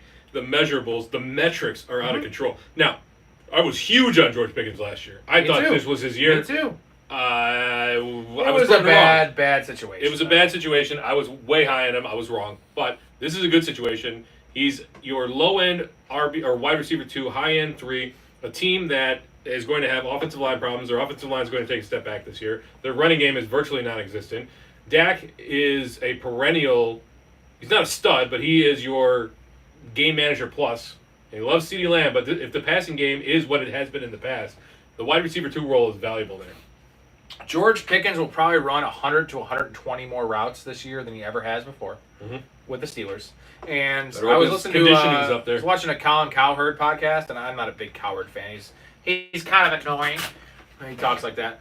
But he had a beat writer on from Dallas, and this guy was not really rose-colored glasses with a lot of stuff, which I like. So I took what he said more at face value. And he was just saying how happy George Pickens was. Just, you know, the fact he has Dak and just not in the Steelers. Nothing against Mike Tomlin. That's more of like he's a player's coach, but it's also kind of a boot camp mentality where like now he's happy. He's got a quarterback. He's got CeeDee Lamb next to him. Like, and I took that and it made sense to me. It's George Pickens for me is about motivation. The talent's it's not questionable. Situation, motivation, not talent. He's always had talent. Now, situation's great. Seems like his motivation should be great. I know you don't like the contract year thing, but that's a thing. A lot of pluses there. And he's a perfect complement to CeeDee Lamb. Yeah. It's unreal. So 24, I love it. It's not a 1B situation, but it's an outstanding 2 situation. It is. Next one, this is similar to my T. Higgins rank. I don't know what it is, but you have Cortland Sutton at 25. ECR for Cortland Sutton is 22. I have Cortland Sutton at 31. Okay. Now, I don't know why I have him here. The guys I have ahead of him are Hunter, Olave, Flowers, Worthy, Ridley, Smith. You rather have Pickens. Flowers? I get it that Yes. you don't think the offense of Denver is going to be very good, Yes, I would. but I would rather have Flowers is yes. like, I mean, Flowers is Mr. Disappearing Act. Can be. And Cortland Sutton's like your steady Eddie Well, guy. Rashad Bateman also had like 8 touchdowns last year, which isn't Okay. going to happen again. No. And Zay Flowers is a Mark Andrews is going to have. Zay Flowers is a very good player, like elite player. I love Zay Flowers, but that offense. I don't know why we're like, talking about Zay Flowers, but Yeah, it's right. because I'd rather have I mean, him I'm over Cortland pretty Sutton. lockstep. Why? it just seems like I don't know. Maybe who else it's are they 'cause going it's to such a- throw to there? Well, they have a rotating cast of bums, Yeah. and I believe in that defense a lot. I don't believe in Bo Nix this year for I fantasy. mean, they still have to score points. I understand that, and I think it goes back to a game I saw last year. I told my wife to start Cortland Sutton because I was actually drafting Cortland Sutton a decent amount last year, and you laughed at it. You thought he was bad. I said he's going to score 10 touchdowns. And I think he did. I was wrong. And he had a 0-target game. And it was against the Saints, like week 8, I believe. Monday night game or Thursday night game. And he had 0 targets. They beat the fucking shit out of him because that was when the Saints really fell apart. And they didn't throw much. But, like, he legitimately had a 0-target game. And that's very concerning because no great player ever has a 0-target game. Not 0 catches. Right. 0 targets. And then after that is when he really took off, right? I mean, And I the year before he did saw well. Jamar Chase have a 1-target game. Not once. 0. I get it, but like every wide receiver is going to have a bad week. I guess I need to raise my rank here. But it's like, who do I want to put him above? Travis Hunter? No, I don't think so, dude. Chris Olave? We love Olave. I'm not putting him ahead of Olave. Zay Flowers, like I said, no. I'm going to bank on Baltimore's offense and that player. You wouldn't put him again over Travis Hunter? That's probably the I mean, one I'm like right there. I get it. and I probably would draft him ahead of Travis Hunter. It's tough to say. Yeah. Depends on the team. Calvin Ridley, like, I mean, I guess they're both similar as the one in that offense, and that's a better offense. But I feel like they're going to have to throw the ball a lot. Maybe. I like Calvin Ridley, the player. Yeah, but I mean, think about how You have Ridley? Who do you have Ridley? I have Ridley below Yeah, you do. Cortland Sutton. Cortland Sutton is going to probably again catch double-digit touchdowns, whereas Calvin Ridley Maybe. probably double six digit. touchdown upside. I know. Like, I know. It's I'm kind of all over the map here, and Mhm. that's just the way it shook out in my ranks. And like looking at it, I'm like trying to think, and I think Ridley, Worthy, and Hunter are the guys I can move them ahead. But Hunter, I see a lead upside. Worthy, I see a lead upside because I think Mahomes is going to get back to Patrick Mahomes, we know. And Ridley, I just feel like he's in line for 150 targets. And you can say the same about Cortland Sutton. I just don't think so. Yeah, I mean, I don't think Cortland Sutton's got 150. I think it's strictly touchdowns. Touchdowns, right, and being the number one. Right. So it's tough, man. Like they refuse to put Marvin Mims on the field, so until Marvin Mims gets 70% of the snaps, I keep Sutton where he is. Okay, maybe I'll move him up a couple slots. He won't get higher than 28 though, That's which fair. is still gonna be. I'm still not gonna get him. Next guy, Jaden Reed. You have it 33. Yeah. I have it 42. ECR on Jaden Reed is. guessing you're closer. 46. Whoa. Okay. So, and I love Jaden Reed. I hated him when he came out, but he has proved to me the issue with him is usage, right? Can he play? Can he get on the field more than 65% of the time? Yep. And I don't know if he will. But, and again, another Matt Harmon guy loves Jaden Reed. He does win downfield. He's not just a gadget player. He had some drops last year, but it's not like Dentavian Wicks. Like, this guy has good hands. There was more concentration. Big drops. uptick in efficiency last year. Dude, which- he only scores touchdowns. And too. his usage. He gets the DJ Moore his things I was talking usage about. ticked up when Jordan Love was healthy near the end of the season as well. So I think the Green Bay would be foolish not to get Jaden Reed on the field. And as far as I'm concerned, the Dontavian Wicks experiment is over. The Romeo Dubs thing, the dude can't catch, right? I don't believe in Matthew Golden. So what else do you have there? Jaden Reed, I feel they're going to throw the ball more than they did last year. I think that's inevitable. And we've seen Matt LaFleur, you know, they tended towards running last year, but I think a lot of that was because of the Jordan Love injury. So for me, I'm willing to take a chance on an upside player that actually, I know he doesn't play in as many. He hasn't. Now, hopefully they fucking get their head right and play him in 2 wide receiver sets. That's what I'm Please. That's what I'm Can they do talking it? about, Can they do it? Like, who else? Why are they playing Matthew Golden? I get why they're playing Christian Watson. Well, why they Christian Watson were. won't be there. But, like, till why they week were 11. playing Christian Watson over Right. him, but like, why are they playing Romeo Dubs over him? I don't know. They wanted to make Dubs a thing. It's not a thing. So He's Jaden Reed, good. He's fine. Yeah. Dubs is fine. I'm- They're all fine. The point is they're all fine. The one guy that's not fine, that's better than fine, is Jaden Reed. Yeah, I'm willing to take Yeah. Jaden Reed as a low end RB or wide receiver 3. Like, Because he is a boom bust kind of guy. yeah, again, At least he has been. But I think there's a world where he ends up being a Devontae Smith level end of season. I mean, his end of season numbers are good, but he should be a week to week producer because they do manufacture touches. But if you mix the manufactured touches that he's going to get with the dynamic playmaker he is, and maybe 10% more snaps, which would put him to what, 78%, 80%? if he keeps the same efficiency rate he had last year and he gets an additional 10% of snaps, you're looking at a guy that's easily going to creep into high Top end 30. wide receiver 3 range. Yeah, top 30. Wide Okay. receiver 3 range. Next guy, Jerry Jeudy. I have it 34. You have it 42. ECR has at, we're at 33. Ooh, okay. So I'm one spot below. You are 10 spots below.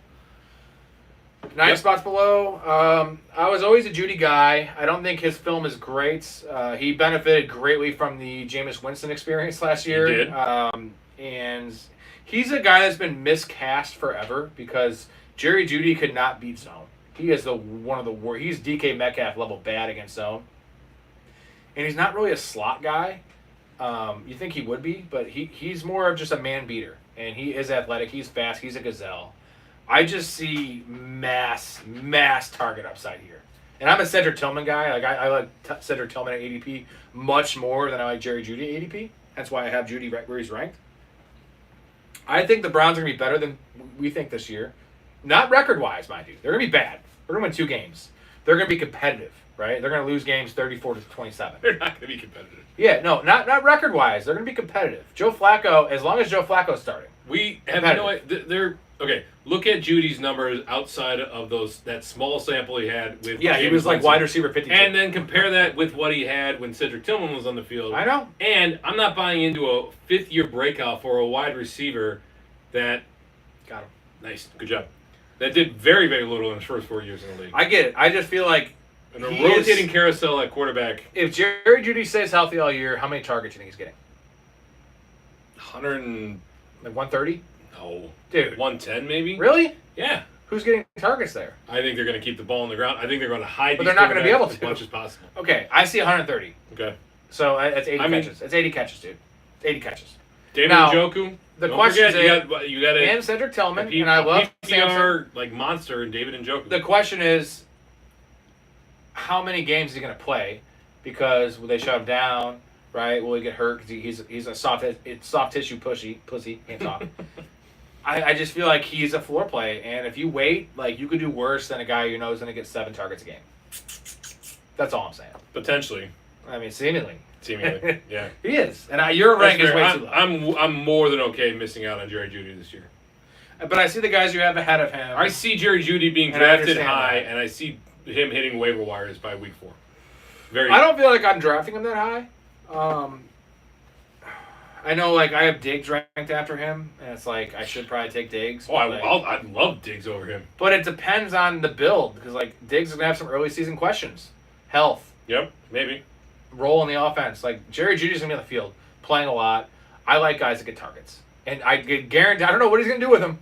I'm telling you, Jerry Jeudy is gonna average 7 targets We a should really game. break down his targets per game with and without Jameis Winston. I get it. Because I think that speaks better. I know. The more predictive. I mean, he had a 4-game stretch that just was unreal, and But we've seen it before, where you small sample I get size, like anybody can have an amazing stretch and then fall off. Again, he's still a decent player. 5th-year He's breakout. not- How often is it? I'm not. That's not a. He That's doesn't not a have to profile. break out. 34, dude. 33. It's not a profile I'm willing to invest in. You just don't see any upside there. No, based on the like- offense. And I get that. He's a floor play, dude. Xavier Worthy has tremendous upside, I think, versus and Jerry Xavier Jeudy. Worthy's going wide receiver 20. So 28. Sorry, ECR 28. Oh, okay. I was gonna say, wow, That's still pretty high though. yeah. I mean, I got him 34, but All right, next guy. This is actually a funny one. Jordan Addison. So I have Jordan Addison 40. You have Jordan Addison 45. ECR 41, and you love Jordan Addison. Actually, I'm right Yeah. on consensus. It's 40. You love Jordan Addison. yeah. You don't get Jordan Addison for 3 games, 4 games, 3. 3 games. 3. Okay. You knew this coming in. Yeah. We all knew this. It was, I mean, speculation, but yeah. So what are you doing? You don't like him anymore. I mean, now that is solidified, I'm not keeping a dead roster spot for 3 games. I've had enough of this suspension I get it. nonsense. Like, if a guy can't produce for me, if he's not on the field, if there's not an IR spot on my roster that I can stick an injured guy in that I know is going to come back healthy, like, I'm done with the speculation on guys coming back. Suspension, he's going to have to be away from the team. We don't know what his conditioning looks like. I mean, you have concerns about J.J. McCarthy being as good as people think he can be. But if you say he's such a stud, and you've said this multiple times, then the 3 games shouldn't matter. You're getting him at. You're getting him as a bench receiver in a lot of leagues. I mean, yes. But, again, you're not going to be getting him at all. I think you got to get off to a really good start. And I'm all about that, too. I don't want to carry a guy that's going to... I could have a Ray Davis in there. I can have an Isaac Garendo in there. I can have a Tajay Spears in that spot. I'd rather you're music to my ears. I'm not an Addison guy. I'm saying. Like, I don't think Addison's that good. I think his touchdown numbers are way higher than they should be. It's nice playing next to Justin Jefferson. I'm not a McCarthy guy. I think the Vikings have question marks. I think their defense is really good. Like, I just don't think it's going to be what it was. But I still am going to honor the guy that has performed on the field. It's a roster construction thing for me. I know. Like, I don't want to carry a dead spot there. And let's say he comes back and he's slow to get started. He's slow to ramp up. Well, you're not going to start him in week 4, right? Because you don't know what he's going to look like on the field. He's slow to get started. All right, so we're not going to start him in week 5. Then I think they got a bye in week 6 or week 7. I think they're going to London in there. You know what London games are like. They're always wonky. Then they got a bye. Are you telling me that there's a possibility I'm not starting until week 8, Jordan Addison? He did a deep dive. Yeah, right. See, that's why I love stories. Yeah, I'm just talking about this guy. He always is enlightening me, and I'm enlightened. Can you imagine if you didn't draft Isaac Garendo? You're like, Isaac Garendo versus Addison. I got to keep Addison, and then Isaac Garendo pops off in week 5. Yeah, it's more almost Jordan Mason range is where you're talking. Yeah. Well, okay. You know, so, I mean, even higher, even higher than Garendo. You could potentially flex Jordan Mason, too. All right, last guy here. I'm bringing it out. Wanda Trust. Hey, Keon Coleman, which is actually funny because I thought the biggest Keon Coleman guy around. I went back and looked over things after one of our episodes. I'm kind of off Shakir a little bit, and I'm on... Ankle injury doesn't help Shakir either. Obviously. But I still have Shakir slightly ahead, but yeah, Coleman up there. What's his ECR? His ECR is 54. All right, so I am at 45, and you are at 41. Yeah. Wow. So you want Keon Coleman over Jordan Addison? Well, Jordan Addison, yeah, right off the bat. Look at you, man. I'm very proud of you. You want him over Jerry Jeudy? Yeah. Oh yeah, easily. I get the upside case tied with Josh Allen. I understand that. And trust me, I am a Keon Coleman guy. I have 9 spots ahead of consensus. Right. You're even higher than me. That's music to my ears. So you're getting a wide receiver who had flashes in his rookie year, who has the opportunity to break out. Is tied to the best quarterback in the league, on potentially the best offense in the league, and there's a bunch of scrubs around it. No offense to Khalil Shakir, I still would take that one. Is probably a roster construction thing. If I want to study Eddie, Shakir's the guy. It's a bunch of guys, not a bunch of scrubs. No, you're right. Eli Moore's solid. They have some guys. Yes. Some guys. Dawson Knox. I forgot Elijah Moore. Kincaid. Kincaid's okay. Who's the other little guy that's just like Eli Moore? The guy from Washington, the little scat back. Oh yeah. Curtis Samuel. Yeah. They got all like those guys aren't. They only have one guy, and they have Josh Palmer. Kappa loves Josh Palmer. Josh Palmer. But besides that, we want to talk about just a guy. That's the only worry to me with Keon Coleman is that they're just like Josh Palmer's playing all the snaps. And it kind of feels like Green Bay Light, right? Where Keon Coleman is not going to play 100% of the snaps or even 80% of the snaps, probably. But Josh Palmer's not a red zone guy, right? No. Keon Coleman is a jump ball guy, and here's the biggest argument I have for Keon Coleman: an explosive downfield threat. Is that if you realize they had the pick to take Ladd McConkey last year, they traded down, and so clearly they were targeting Coleman. Because they could have just taken Coleman there, but they figured he'd fall because he was supposed to be a mid-second round guy. And they got him, the first or second pick of the second round. But they had Ladd McConkey, they could have taken. Now, they already had slot receivers, but, that really hurts if Keon Coleman does not become a thing. So, and they're not a team that's going to make him a thing because they're win-now mode. And if he can't play, he can't play. I think he can play. You think he can play. And he's what they need, right? Like Diggs was their alpha, but he was more of a slot alpha, a Y guy. This is an X, right? That can play some Y and some slot. This is an X. And this is a red zone guy. I think. Well, I don't know the profiles as a true X, but they are going to move him around the formation quite a bit. So More than anyone else they have, though. yeah. Well, okay, yeah, it's definitely that. Like Palmer a little bit. Palmer's okay. Like Shakir is a perennial wide receiver too, and he's a steady Eddie. I'm more than happy to take. And Shakir has a lot of the Jordan Reed vibes in terms of Jaden Reed vibes, where he doesn't play in two wide receiver sets. I'm more than okay taking Shakir, flexing him if necessary. He's a wide receiver 3 on occasion, but Coleman's got the upside here, and especially if they move him in and out of the slot, get him into formation, maybe they'll be smart and maybe give him an end around or two. We don't know. Yeah, he can play. All right, buddy. All right. You gotta take a little break. Bathroom, or yeah. you good to go? You want to answer some I'll answer some questions. I'll take a little pee, and let's see what I got here. Whoa. Oh, okay. All right. Aaron Jones will be a value pick, I have to say, because I had to pick him in my league super early draft yesterday. Well, that may be biased, but I don't like Aaron Jones. We'll get his take again on Aaron Jones. I hate this spammer on here. I don't really like that. God damn it. He said, bye. Sorry, man, I answered your question. We answer questions at the end of each show. I can't be stopping to answer everyone's questions. But, yeah, Aaron Jones. I think he's a bum. I think he's old. I think he's going to get hurt. I have to take a pee. So we'll be back in about 3 minutes to the one person watching, whoever that is. That might be the spammer. Hopefully that's not the spammer.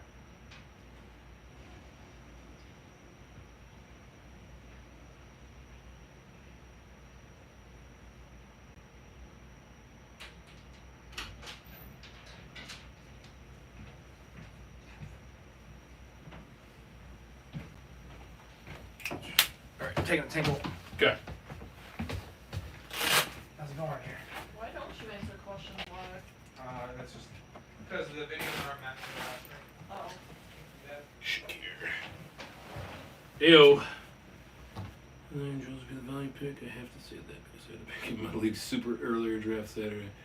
There you go. Aaron Jones, value pick. I love it. I love it. I love it. I love it.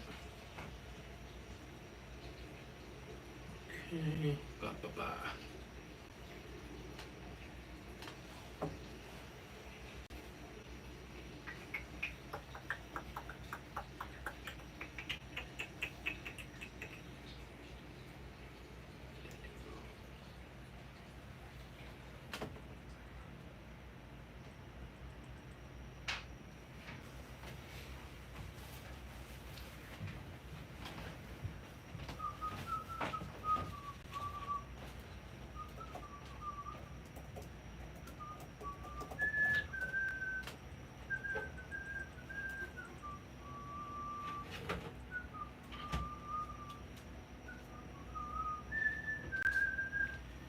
Is that the Price is Right? Yeah. I'm pretty good at whistling. Erica can't whistle.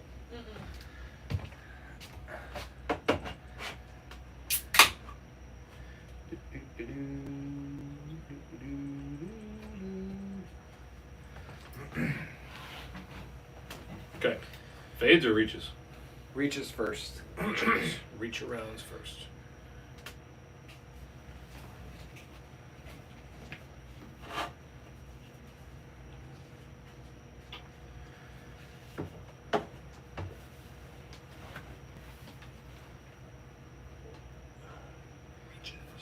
Rob's Roundtable. What's up? Good to be back. We're back. We're ready to go. This is Reaches. We're going 8 reaches. Guys we want to reach on in our drafts. We want to take ahead of ADP or ECR. 8? Yeah. I did 9. 9, whatever. 9, 10. 1, 3, 4, and well, whatever. I got a couple. Okay. Stat of the day for you. This is a good one. Kyle Pitts still can't rent an RV in almost every state. Why? Is he under 24 or He's whatever? under Or 25? He is 24 years old. That's not very old. No. So it's just kind of ironic that it's not really that football related, but it kind of is. Isn't Tyler Shuck like 30? Yes. So Wow. Tyler Shuck is 27. 24. Feels like he's been in the league forever. He has, because he was 20. Yeah. That's So- crazy. I remember Eric Ebron having his crazy big breakout year with Andrew Luck, 13 touchdowns at like 26. Remember he was a first-round tight end when no one did it. Yeah. It was a bust, and 13 touchdowns. And I think he's a better player than God, Eric Ebron. Eric Ebron. That's the name. That was great. That was a great year. That was a blast. That's a blast from the past. Yeah, one quick thing for you per usual. The Browns signing another quarterback, Tyler Huntley. Yeah. So they have 6 quarterbacks, if you count Deshaun Watson, on their roster. Is that First right? of all, 6? Tyler Huntley was a serviceable backup in Baltimore, right? He actually made a Pro Bowl. Oh, that's right. It was the dumbest Pro Bowl ever. He had like 5 passing touchdowns. The Pro Bowl is the dumbest That's thing the ever. point. But, yeah, so now they've got how many quarterbacks on the I league? think 6. 6. Oh, my God. Because, yeah, Deshaun Both Watson's still there. rookies. Yeah, both rookies. You have Joe Flacco, Kenny small hands, Pickett, Kenny Pickett, Deshaun and Deshaun Watson. And now Tyler Huntley. Only, like, the question is, which of these guys are getting cut? Like, obviously Tyler Huntley's getting cut.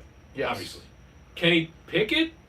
Well, Watson doesn't count because he's going to be on IR. Okay. Right. So It's one of the guys. It's But either Kenny they're not- Pickett or they're- Dylan Gabriel. they're not keeping 4 quarterbacks. Or Shador. God, like, imagine they feel compelled to keep 4. Why would they bring Tyler? I don't know. It's just It's the I don't know Browns. what they're It's doing. the Browns. Like, it's so it's stupid. just funny. It's Yeah. hilarious. Like why? And also it's preseason. Like you need a body. I guess who cares? What are you paying him? The league minimum? It's just funny. Like it's a pitching. They have a pitching rotation. Yeah. Literally, like 6 guys, one on IR. They have a pitching rotation, and most teams have 1. Literally, the Dolphins with Tua have only I was going to say, one quarterback. and Zach Wilson is backing Like, up to it. But this team has no aspirations for winning, and wants to have 5 active quarterbacks in the preseason. For what? For what? I don't know. Like, is it really a quarterback competition there? Just let one of the rookies play. Yes. Like, what difference does it make? You know they should bring Why? they should bring in Kaepernick. I love Joe Flacco. He made me a lot of money during one Super Bowl. Yeah. But what is the point of having him on your roster other than a backup? Like, why are they even giving him the opportunity Some to win? sense of professionalism. I don't know. And rostering an NFL team. But why don't they bring in Colin Kaepernick? I don't know. They'd be good. Yeah. He can play. Why don't they bring? Where's Trey Lance? Where do we figure out he is? Trey Lance, he's in the Chargers. Chargers. That's right. But Cam Newton, come on down. Oh, no, like, man. Cam Newton is done. They're all done though. No, What does it matter? Cam is done. Cam's done. beat the shit. Yeah. All right. I get it. I get what you're saying. Like, there's tons of guys that got washed out that deserve an opportunity over Kenny Pickett. Let's be honest. Yeah, Kenny Pickett's also still pretty young though. True. Very small hands. Okay, Reach Fade, or this is just Reach. What do you got? Give me your first name. All right, I'm just going to throw out honorable mentions just so people keep them in their mind. Drake May, J.J. McCarthy are a couple reaches, and then Chika Kwankwell and Theo Johnson. I'm telling you, remember that name, Theo Johnson. I watched this film. You were right. We have a bet, Juwan Johnson versus Theo Johnson. I don't like it Yeah, anymore. no, yep. Anyway, It's PPR. We're changing it to PPR to make it fair. that's fine. Yes. All right, so quarterback, reach, Justin Fields. And it's rushing. In 6 starts in 2024, Fields posted 5 rushing scores and ranked as a QB 6 in points per game during that stretch. You got to assume that he keeps the Jets starting job. His dual threat ability easily gives him top 10 upside. Yeah. So I was going to have Justin Fields, but I knew you'd have him. Okay. So I didn't. And Justin Fields is ECR quarterback 10. But anywhere from quarterback 9, you can almost go quarterback 8 with Bo Nix, but mostly at 9 with Kyler, down to like quarterback 15 with Jared Goff and 16 at Drake May. They go in weird orders where like sometimes Fields goes 8, sometimes Fields goes 13, right? Yeah. So it's like Dak Prescott, Justin Herbert, Brock Purdy, Kyler, Caleb. Those guys are so interchangeable. Where like, I think I'm the same with you. Like he's the guy I want to target. Yeah. If I don't get him and the guy I'm about to talk about next, I'm just gonna wait literally 4 rounds and take whoever isn't drafted at wide receiver, or quarterback 15, right? Because then who's gonna take their backup quarterback in the 9th round, 10th round? Yeah, people do it though. They will, and trust me. And then you know what? Then I just get more value at running back. That's fair. And I'll take Jordan Love or something. I've got right? Justin Fields at 7. I moved him up over Bo Nix. Good, as you should. And I have Justin Fields at 7 as well. Okay. I have Mahomes ahead of him, though. So my guy to reach on is Brock Purdy. And it's weird because Brock Purdy is ECR 11. I have him at quarterback 10, I believe. I got him at 10 also. But it's the same thing I just said. Like, him and Justin Fields are the 2 guys I am willing to reach on. So is the Purdy one a system thing for you? It's the schedule. It's the system. Oh yeah, they do have a really easy schedule this year. It's everything, and it's beautiful. Okay. It's beautiful. And I should have read this. The stat of the day I have in the next episode actually is a Brock Purdy stat. I should have read that, but it's everything, man. It's been a random cast for him the last couple of years. Purdy's shown he can do it, and like with a rotating wide receiver room, with George Kittle dealing with injuries, with guys in and out of the lineup. I like Purdy. yeah, it's just he has the biggest. I feel like upside. He's so efficient, and like if the volume goes up a little bit, I just like him a notch above Dak and Herbert and Caleb and Goff and May.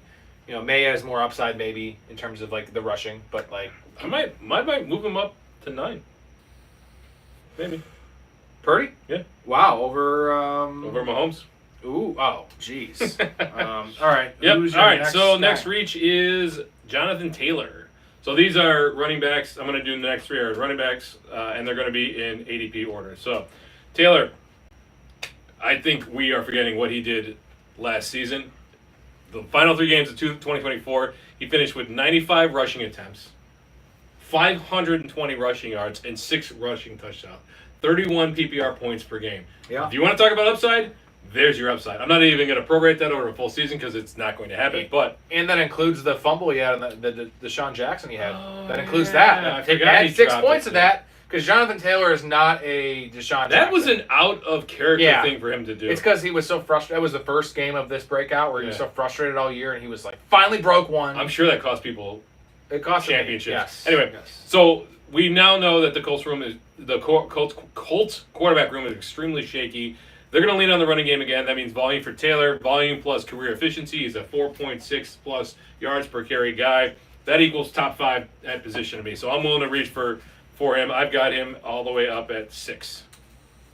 Yeah, I think we forget the talent Jonathan Taylor is. Mm-hmm. And he's only, 26 years old? I mean, 27 years old. He is 26 years old.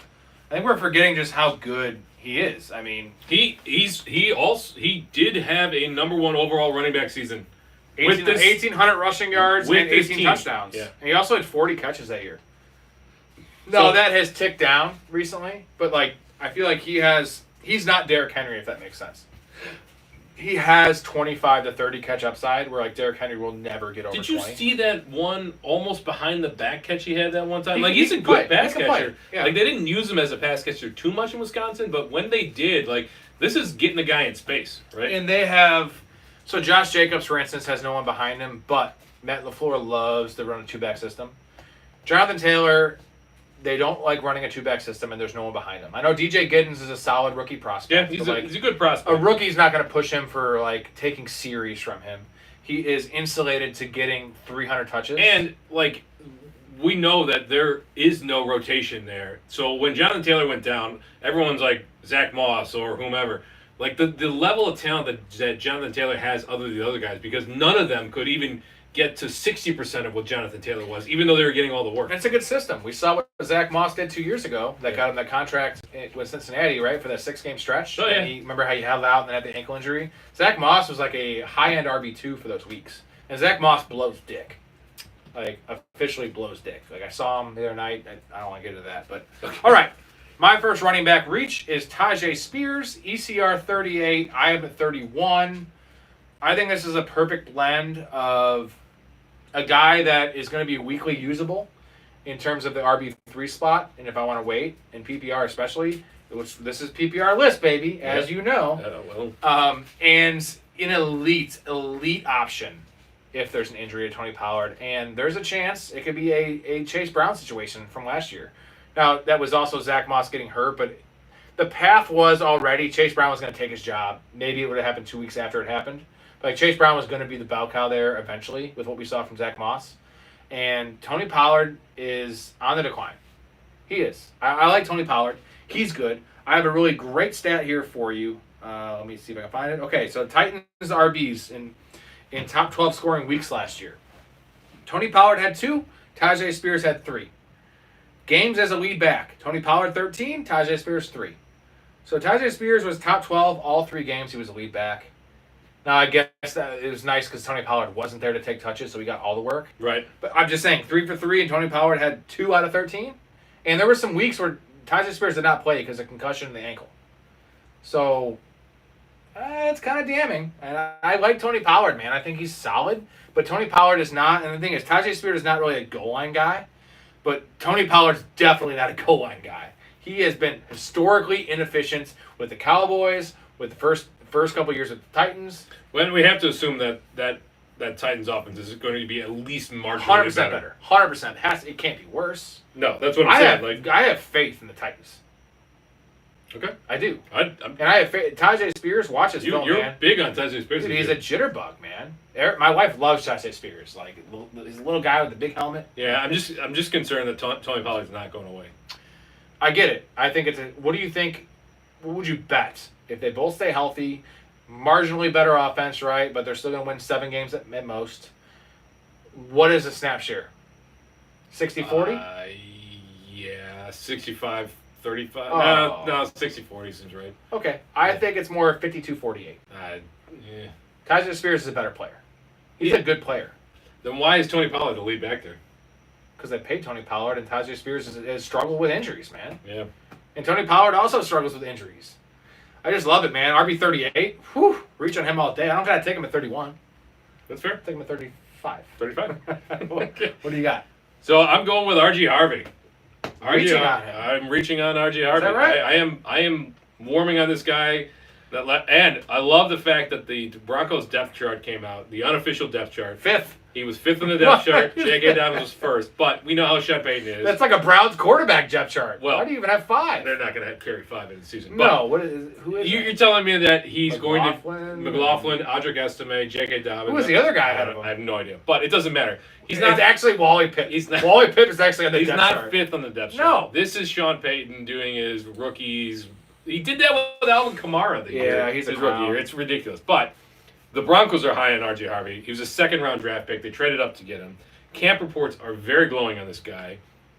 And what really, especially because this is a PPR, running backs have accounted for at least 20% of the targets every year Sean Payton has called plays.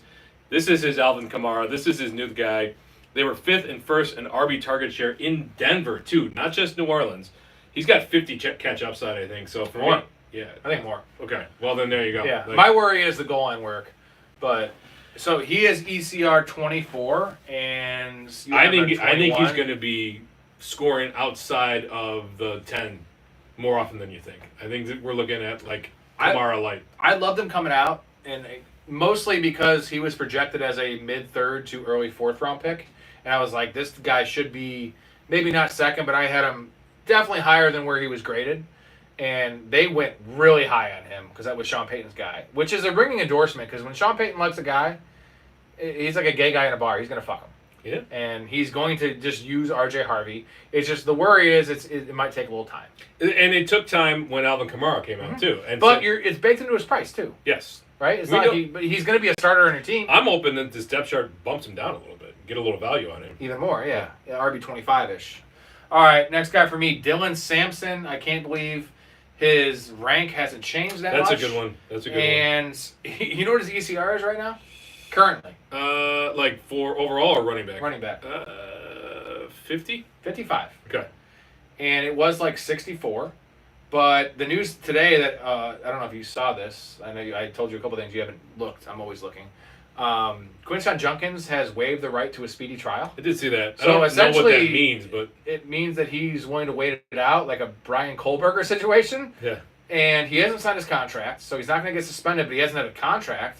He's not coming to camp. Like, Quinshon Junkins is not playing this year. He still could be put on the commissioner's exempt list. It doesn't matter. He's not playing this year. If I give you the over-under right now, your mortgage, your house, right? All the equity you have, that he plays 5 games. Are you going over or under 5 Under. games? I don't think he plays either. There you go. Yeah. So I am drafting, and I've been drafting like this since the arrest. Since the initial arrest, I have been drafting Dylan Sampson way higher. So his ECR is 55. I have it 34. I think it's a good one. I think, 34. Yeah, I Now think- that seems really high, but the team sucks. They showed you what they thought of Jerome Ford and he's been actually a pretty good player, metric-wise, above average, right? Average, above average. He's Mhm. solid.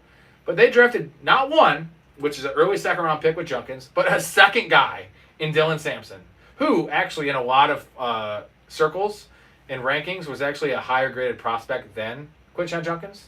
I'm sure you probably don't agree with that, but I'm telling you, he was. That's ridiculous. Draft Buzz had him at 5, and Junkins at 6. That's ridiculous. I am You not. said that 'cause Tennessee. I'm not enamored Whatever. with Tennessee running backs who come out of that system. Drop the Tennessee Yeah, thing. but I agree. Go colorblind for a second. Okay, I agree that Sampson is the upside play, and a team that I think is going to want to run the ball. And I'd rather have him and what he could be versus Jerome Ford career 3.9 yards per carry. Yes, Jerome Ford probably first 4 or 5 weeks better, but I'm also drafting him as a bench player, so I'm not looking for. I don't want to start him the first couple weeks.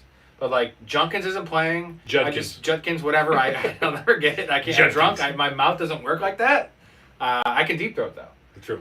But 20 spots ahead of ECR, and I'll never take him there, but I will take him at 45 because I'll get a round jump on everyone. He'll probably go up a little bit, but not nearly to the 30s. Yeah, I mean, I feel like he's the perfect blend of a playable I don't guy. think Ford has moved up much either. No, I know. He's because of the Browns. Mhm. But like I said, I think they're going to be competitive. Somebody's got to run the ball there. And they want to run the ball. Stefanski wants to run the ball. That's the system. That's the scheme. Watch them bring in Leonard Fournette. I don't think they will, man. I think they like Sampson. And I want to talk to Sampson. Sampson. I just love it, man. 34? Yeah. That's where I have him. That's high. Don't get me wrong. I- But later in the year, would it surprise you if he has an Alvin Kamara level workload? Yeah, I think, that would like- surprise me a little bit, too. They have shown a propensity to favor Ford, and I don't think he's going away. Week 9, they're going to play Jerome Ford when they're 1-8. I mean, okay, It's the Browns. right. I guess that's the negative here, it's the Browns. All right, what do you got for next? Tank Bigsby. So I'm flipping a script. Gross. It's still in a PPR, but there's a lot of training camp hype around Bigsby. There's negative reports on Tootin. He's not flashing like they thought. ETN is just kind of there. But Bigsby's getting work with the first team. He's getting a lot of the key reps. He's getting like the bulk of the key reps for the offense. He outplayed ETN on the ground last year. Much better efficiency. He's at the right age to shoulder a big workload. So for me, he profiles like Brian Robinson, even in a PPR, but is being drafted much later. So I'll draft up to get that guy a steady Eddie if I can't get Brian Robinson. I see your comparison. Yeah. Just a guy that's going to get the goal line work and not going to get the work Brian Robinson is, but you don't have to pay the price. Right. If I get 8 touchdowns out of Bigsby and I get him at several rounds later than Brian Robinson, there's And maybe the coaching staff just says, fuck it, let's stop messing around with Travis Etienne, who's a clown, and a rookie who can't hold on to the ball. Let's give the ball to Bigsby because they're competitive and they want to, have a professional running back there. right. In that division, they have every opportunity to be competitive. So at some point, Liam Cohen is going to realize what gives us the best chance to win, right? Bigsby has a lot of juice, too. Tootin is a bit of a project. ETN has shown in the past that he's been there, but he's been declining in efficiency every single year the last 3 years. Like, I'm just not interested in ETN. I think Bigsby's got it. My only worry is... Don't get me wrong, there's plenty of worries. No. Even if he gets the role you're talking about, is the offense not being great and it being a Najee Harris situation from last year where he gets 18 touches, but he is probably one of the worst pass catchers in the league. 12 catches, 8 catches in 2 years, whatever it is. It's really bad. I think you're going to be disappointed. And then he gets a lot of 17 for 75, Yeah. which is not bad, but like in PPR, we're talking, that is literally 7 points. Right. And he had a hell of a game, right? 18 for 75 is a good game. I think you're going to be disappointed more often than not if he doesn't score a touchdown. Yes. So that's where you're drafting him. Though. Yeah, but for 8 touchdowns, I can get 8 touchdowns in round what? 11? Mm-hmm. Yeah, 8 touchdowns in round 11. All right, next guy for me, Trey Benson. I know you're not a fan of him. Yeah. ECR 48. I have him at 42. I think that he is going to earn a significant role. So this isn't just a handcuff. No, and it's. I mean, again, 48.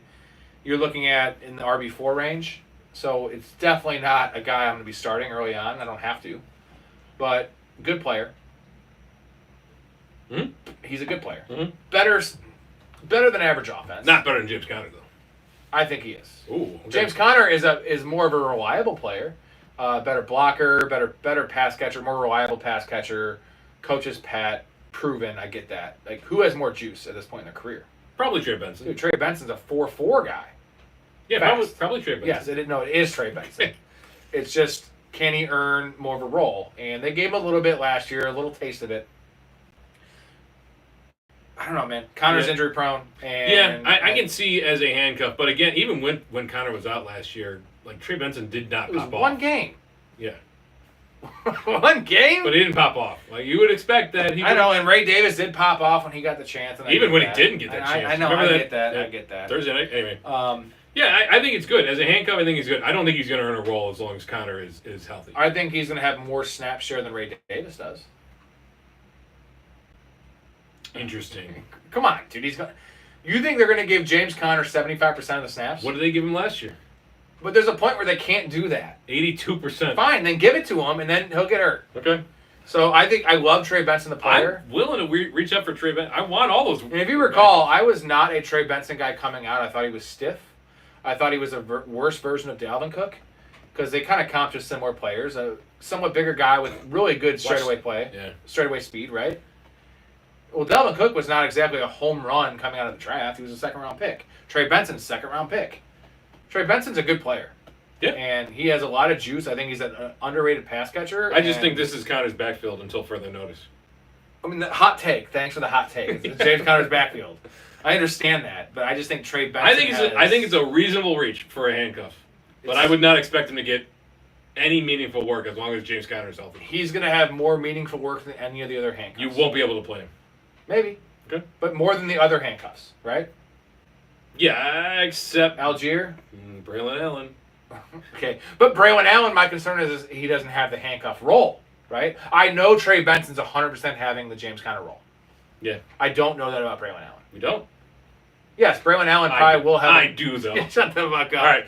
Next guy would would be Travis Hunter. So we kind of talked about this a little bit, but for me... And you were off Travis Hunter just a couple weeks ago. I was. What changed? Training camp, man. I mean, the draft capital is obvious, right? The Jags traded up to get him. But he's been alternating practices on offense and defense. But all indications are he's going to play a significant role on the offense, and he's likely not even going to come off the field much. He's currently listed as a wide receiver in 2 wide receiver sets with Brian Thomas already, as a rookie and a two-way player. What about my Diami Brown stock? He's good. Don't get me wrong. I love a Diami Brown. I don't remember. Where was he last year? Washington? Yes. Okay. Sorry. Anyway, a lot of it stems from the addition of Liam Cohen. It's going to improve the offense. He's prioritizing Hunter as an offensive weapon. It's a guy he went up and got. I think uncertainty is our friend with Travis Hunter. He's going where Rome Odunze went last year, and Rome Odunze was in a much worse situation and had worse measurables. I would agree with that. Yeah, it's a good spot. Yeah. So does that mean you're kind of fading Brian Thomas now? No, excuse me, no. Because they can't both eat. I mean, I think they can. Then Trevor Lawrence is a top 12 quarterback. I mean... 17. Ooh. Right, you know what I'm saying? Like, and they have Brenton Strange, and they have Diami Brown, and they have all the running backs. I don't care about Brenton Strange, and I don't care about Diami Brown. And we already established that they're not going to throw their running backs. 2 wide receiver sets already. All right. I'm willing to take the chance that this is the team. Did I have him higher than you? Who? Brian Thomas? No. Not Brian Thomas. Hell no. I'm really low on him. Trevor Lawrence or Travis Hunter? I got him at Hunter. 26. Okay, I'm lower. Yeah. Yeah. You got him at 30, yeah. And ECR is even below that, right? I believe so. Yeah. Yeah, the weird thing is, the problem with Travis Hunter is you're probably going to have to reach to take him because certain guys, right, where it's like in certain leagues you can get CMC. CMC might go 5 this year, but he might go 15. Travis Hunter might go 32, but he might go 62. I know, that's the problem. Right? So it's almost like, it sucks for you because you don't play that many leagues. If you're playing in fewer leagues, like, you're going to have... I'm going to have 22 drafts, and plus 7 I'm going to do for my wife. That's almost 30 drafts. This is a guy... I'm going to just let him fall to me. If I get him in the 6th round, sweet. I'm the opposite. Like, this is a guy I'm not willing to leave my draft without. Because you don't have enough drafts. Exactly. That's why you got to do more I drafts. want exposure to this guy. I know. You have more drafts, and you can actually get him at value. Right? And it's a win-win for everyone. Fair. I can get 4 shares of him at 10 picks after ADP. Never going to reach for the guy. But I see the upside. I mean, he is a generational player. I still am of the belief that he would have been probably drafted ahead. He would have been drafted ahead of Odunze last year. Yeah, I agree. I feel like he is a Malik Neighbors level talent. He's more raw than Neighbors. He's definitely more raw. There's no question. Okay, about it. that's Neighbors is awesome. So I mean, nobody gets in and out of their breaks Okay. like Neighbors, right? But Travis Hunter's a better athlete. yeah, I mean, obviously he's playing both Yeah. sides of the ball, and he Anyway. wasn't even in a single. He didn't go to a single wide receiver meeting last year in Colorado. He doesn't. So, I mean, it's, there you yeah, go. he's a freak. Okay, on to my wide receivers. George Pickens. We already talked about him a lot, but 30, ECR 30. I have a 24. I don't have to say much about him. It's just in the beautiful. Go back thing and watch is- the wide receiver. The beautiful ranking thing show. is that the first draft I did in Fantrax, I told you I did a $25 draft a month ago. I had him as my fifth receiver. Fifth, and I have Trey McBride. Okay. Fifth receiver in Fantrax. I have no notes. In Fantrax, his ADP is 70. I have no notes. So he is going like wide receiver 33 on Fantrax. Okay. So like I'm thinking now, and I got to see how the first couple drafts play out. I'm going to do about 15 Fantrax, like public leagues.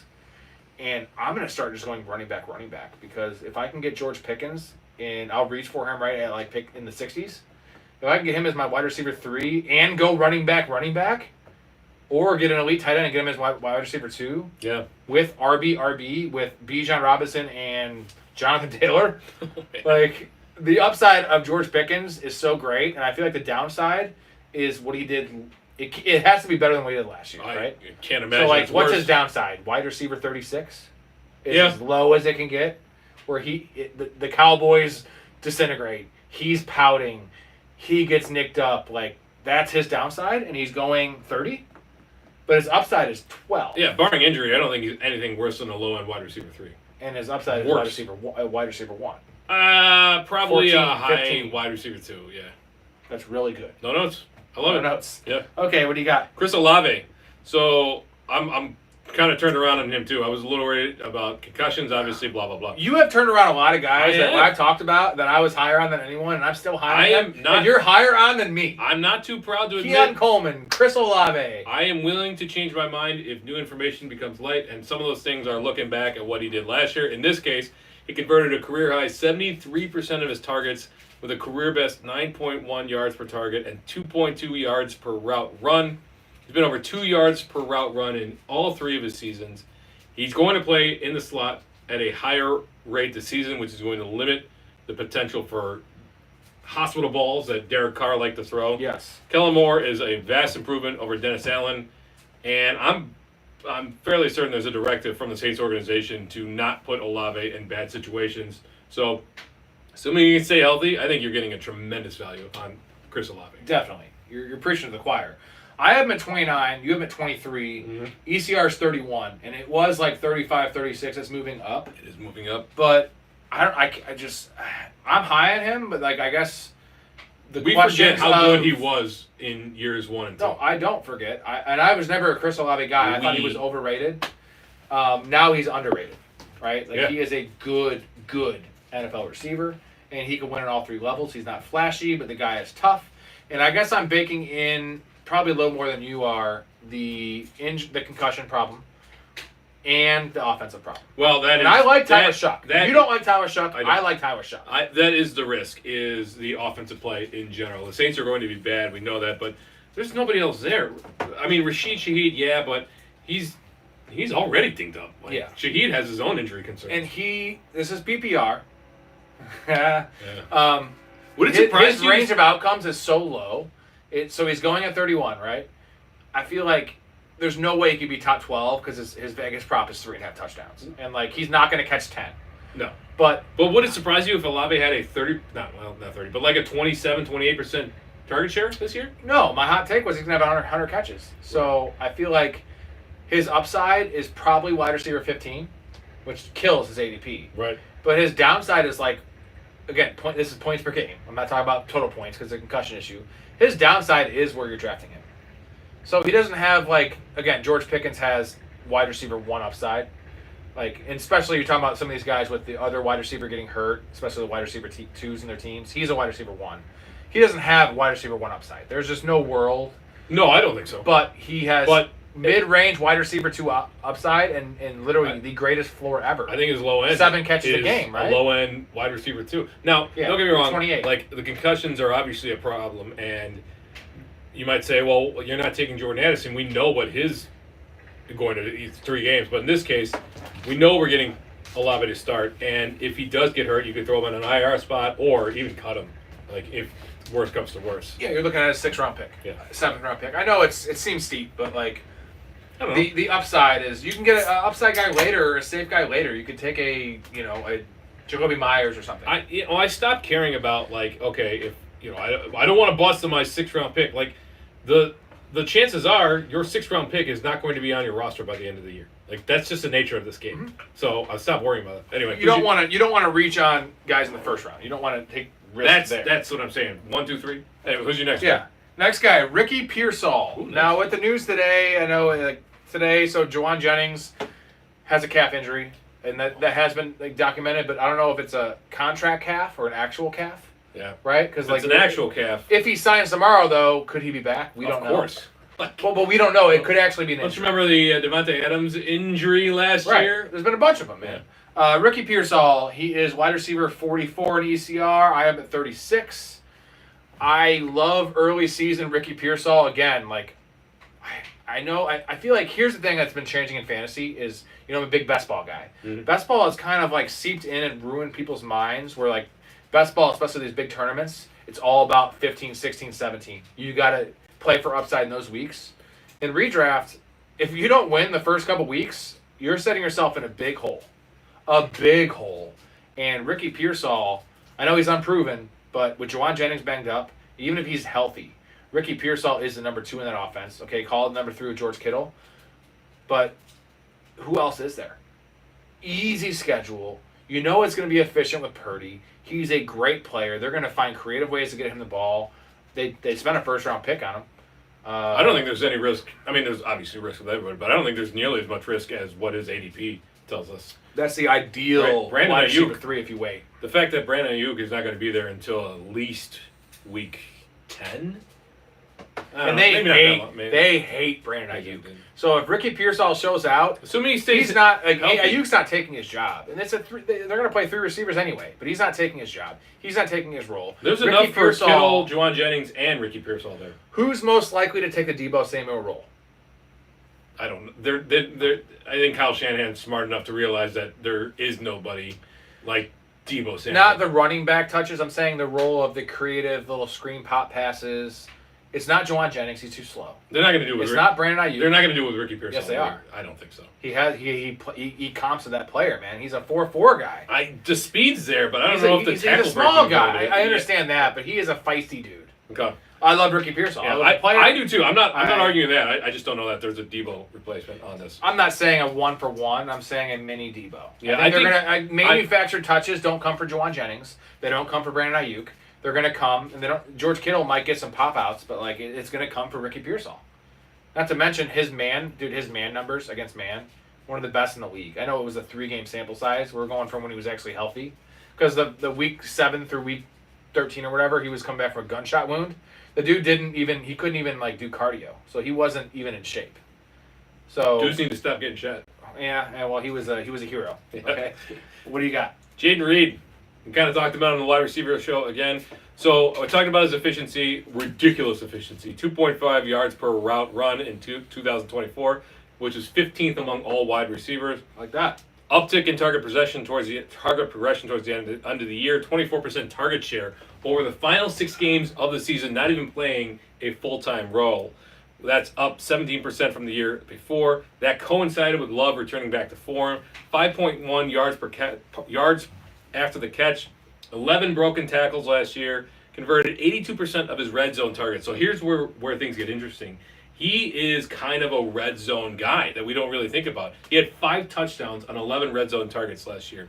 And a little bit of rushing upside, 163 rushing yards last year. Green Bay would be foolish not to use him more. They'd be foolish to keep him off the field. I'm going to go ahead and take a stab on a guy that I think can take a jump into the next level. And even if he's not a full-time player, he's got enough upside when he's on the field that it feels like good value to me. A lot of boom weeks. Yep. And Jordan Love Potentially a lot of bust weeks. I'm well aware of that. But I've been a big anti-Jordan Love guy. I guess it's more so like the Packers fans like saying they have another Aaron Rodgers, which is just fucking insane. But he's a good quarterback. and they're a good franchise, and they do things right, and they have a very very big carousel of wide receivers they run out there. But the one guy that separates himself to me talent wise is Jaden Reed. Yep. And why not use him? Why not? Why not? And here's the one thing you failed to mention that I love is that their RB2 spot is a joke.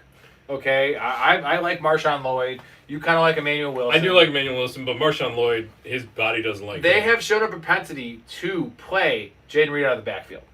Now, if Marshawn Lloyd is still hurt and he has no reps and they just can't trust him, and Wilson is just a guy, he's definitely not a pass catcher.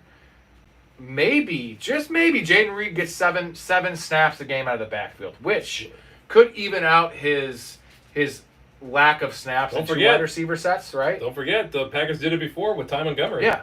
So those extra 5, 6, 7 snaps those are actually more valuable than wide receiver snaps, right? Yeah. He's going to get 2 carries and probably a screen pass. He's going to get 3 touches from those 7, 8 snaps that's insulated fantasy points, man. That's literally an extra 3 points a game. So I know it's like weird to say. I know. This guy's gonna play running We're back, speculating, but we saw it with Debo. Why would they not do it with Jaden Reed? They're not going to play him at wide receiver full time. Let's hope Matt LaFleur. You could see that world though, right? Like, Yeah, it's a beautiful role. I mean, and like the idea of a guy, and you saw this with Chase Claypool, in Pittsburgh, where he got a couple end around touchdowns. Like, and Jaden Reed's known for that. Like those 1 to 2 free touchdowns that are literally free, right? It's second and goal from the 2, and you're getting your wide receiver getting a rushing touchdown. How free is that? Especially when they aren't a fade guy or a goal line guy. Jaden Reed's a touchdown guy, but he doesn't comp as a monster. Those stats, that adds up so much. Your 164 rushing yards, like that extra 18 to 25 points, that's big, man. Yeah. Like that really makes a week for you. So No argument. I love it. My last receiver here, Calvin Ridley, ECR 33. I have it 26. This is straight floor play. We talked about him. I'm not really ringing the endorsement here, but I love Cam Ward, and I know that defense is trash. And I kind of think this is a Terry McLaurin kind of thing. Where do you have him? You have him at 30. 30. So you're higher. This is kind of a Terry McLaurin thing, right? A guy that didn't catch touchdowns. You got him at so clear. 26. Okay. Yeah. And the old argument is that wide receivers are terrible with rookie quarterbacks. Look, he looked much better in the second half of the season. Much better. His hands are questionable, but he's open. The Yeah. guy gets open. He's a pro. Plus, what else do they have? They have nothing else there. Chickaconquo. That's literally it. And Tajay Spears. and Alec Iamaner and Tyler Lockett. They have some guys. They got like Tyler over the hill. Tyler Lockett, Alec Iamaner, great college player. We don't know what he's going to be in the NFL. I'm not opposed to it. I don't. What's his ECR? 33. Yeah, I have at 26. I'm not going to take him at 26, but like in PPR, well, you can get him around later. I feel like it's such a safe bet for 80 catches. Yeah. And the touchdown upside is there because I believe Cam Ward is good. And I love the game scripts, man. Like, they're going to have to be throwing. They can't. They need Calvin Ridley. He needs a friend. He's been talking him up like they're besties. Again, like, these are kind of like stupid crutch arguments, but like Calvin Ridley is a floor play. He's not going to finish any worse than the worst case scenario is wide receiver 36. Sure. Best case scenario is wide receiver 19. I like that gap there. I feel like he's just way more likely to beat his ADP. And I know a lot of times when I shoot for the moon with these Travis Hunters and some of these guys, this is a guy where I don't have to shoot for the moon because there is no moon, but there's also no black hole. Like, I just love the targets. I love, if you didn't notice, in PPR, give me guys that get 8 targets a game. More times than not, they're scoring double-digit points. If they catch a touchdown, great. There's 18. If not, 12 points. Okay, whatever. Does it lose me the week? No. I'm smart enough to fill in the rest of the lineup to where I just want my wide receivers to have, give me 3 receivers that have 40 targets, 38 targets in a week, and I'm going to win that week. Where the other guy might have some guys that are, boomer bust that might, like Jaden Reed. I'm just kidding. They're reaching for guys that could catch touchdowns. That's cool and all, but if they don't catch a touchdown, I win. PPR, baby. Okay. What do you got? Emeka Egbuka, our guy from Ohio State. So a lot of this stems from Godwin doesn't even seem close to returning at this point. I don't think he's going to be 100% until much later in the season. So Egbuka looks poised to take over as their full-time slot receiver. Now I feel they're going to move Jalen McMillan into a full-time outside guy. And don't forget, Igbuka's production actually surpassed Marvin Harrison at Ohio State. He's the all-time receiving yards leader at Ohio State, Igbuka is. So, showed a propensity to generate yards after the catch. He's got a career 6.75 yards after the catch per reception at Ohio State. 71.6% catch rate and a 54% contested catch rate. That's good for a smaller guy. Yeah, it's good for a smaller guy, and Baker loves throwing into tight windows. You know what it reminds me of? It's not to make the Ohio State comparison, but he's got a lot of Chris Olave to his game. Yeah, he does. Right? And he's a pro. This all adds up to Igbuka forcing his way on the field. And Chris Olave was same with Garrett Wilson. They were good from day one. We're like, this guy is going to be good from day one. I have Igbuka quite a bit lower. I got him at 36. I have 43. Yeah, I'll take his ECR is 48, which is straight dog shit. It's going to be way higher than that, just so you know. Yeah, but currently. Yep, I'm willing to reach up on a guy with the upside that Igbuka has. So, all right, my last guy is Cedric Tillman. I love me Cedric Tillman. Ceddy Till. Love it, love it, love it. His ECR is 56. My rankings have him at 53, but I'm actually higher on him. I would actually move him up to probably 50, and I'll tell you why. Okay, I got him. Where do you have him? I got him at 54. You got him 53. Yeah, okay, so we're actually kind of high on him. We're in lockstep. So I love the player. He is the prototypical X guy. 6'3", 215. The guy can play. He reminds me a lot of Nico Collins. Now, Nico Collins, if you remember, out of Michigan, I loved him after his first year watching his film, and then he sucked his second year. I drafted him everywhere, and he was going like wide receiver 55. He busted. That team sucked. Then they got C.J. Stroud because they had 1 or 2 wins. He is that player, and we've seen Nico Collins break out. That's why I don't think Nico Collins is actually like, you think he's a top 5, top 10 receiver in the league, right? I do. Yeah. I don't, because he wasn't drafted like that. He's a good player, don't get me wrong.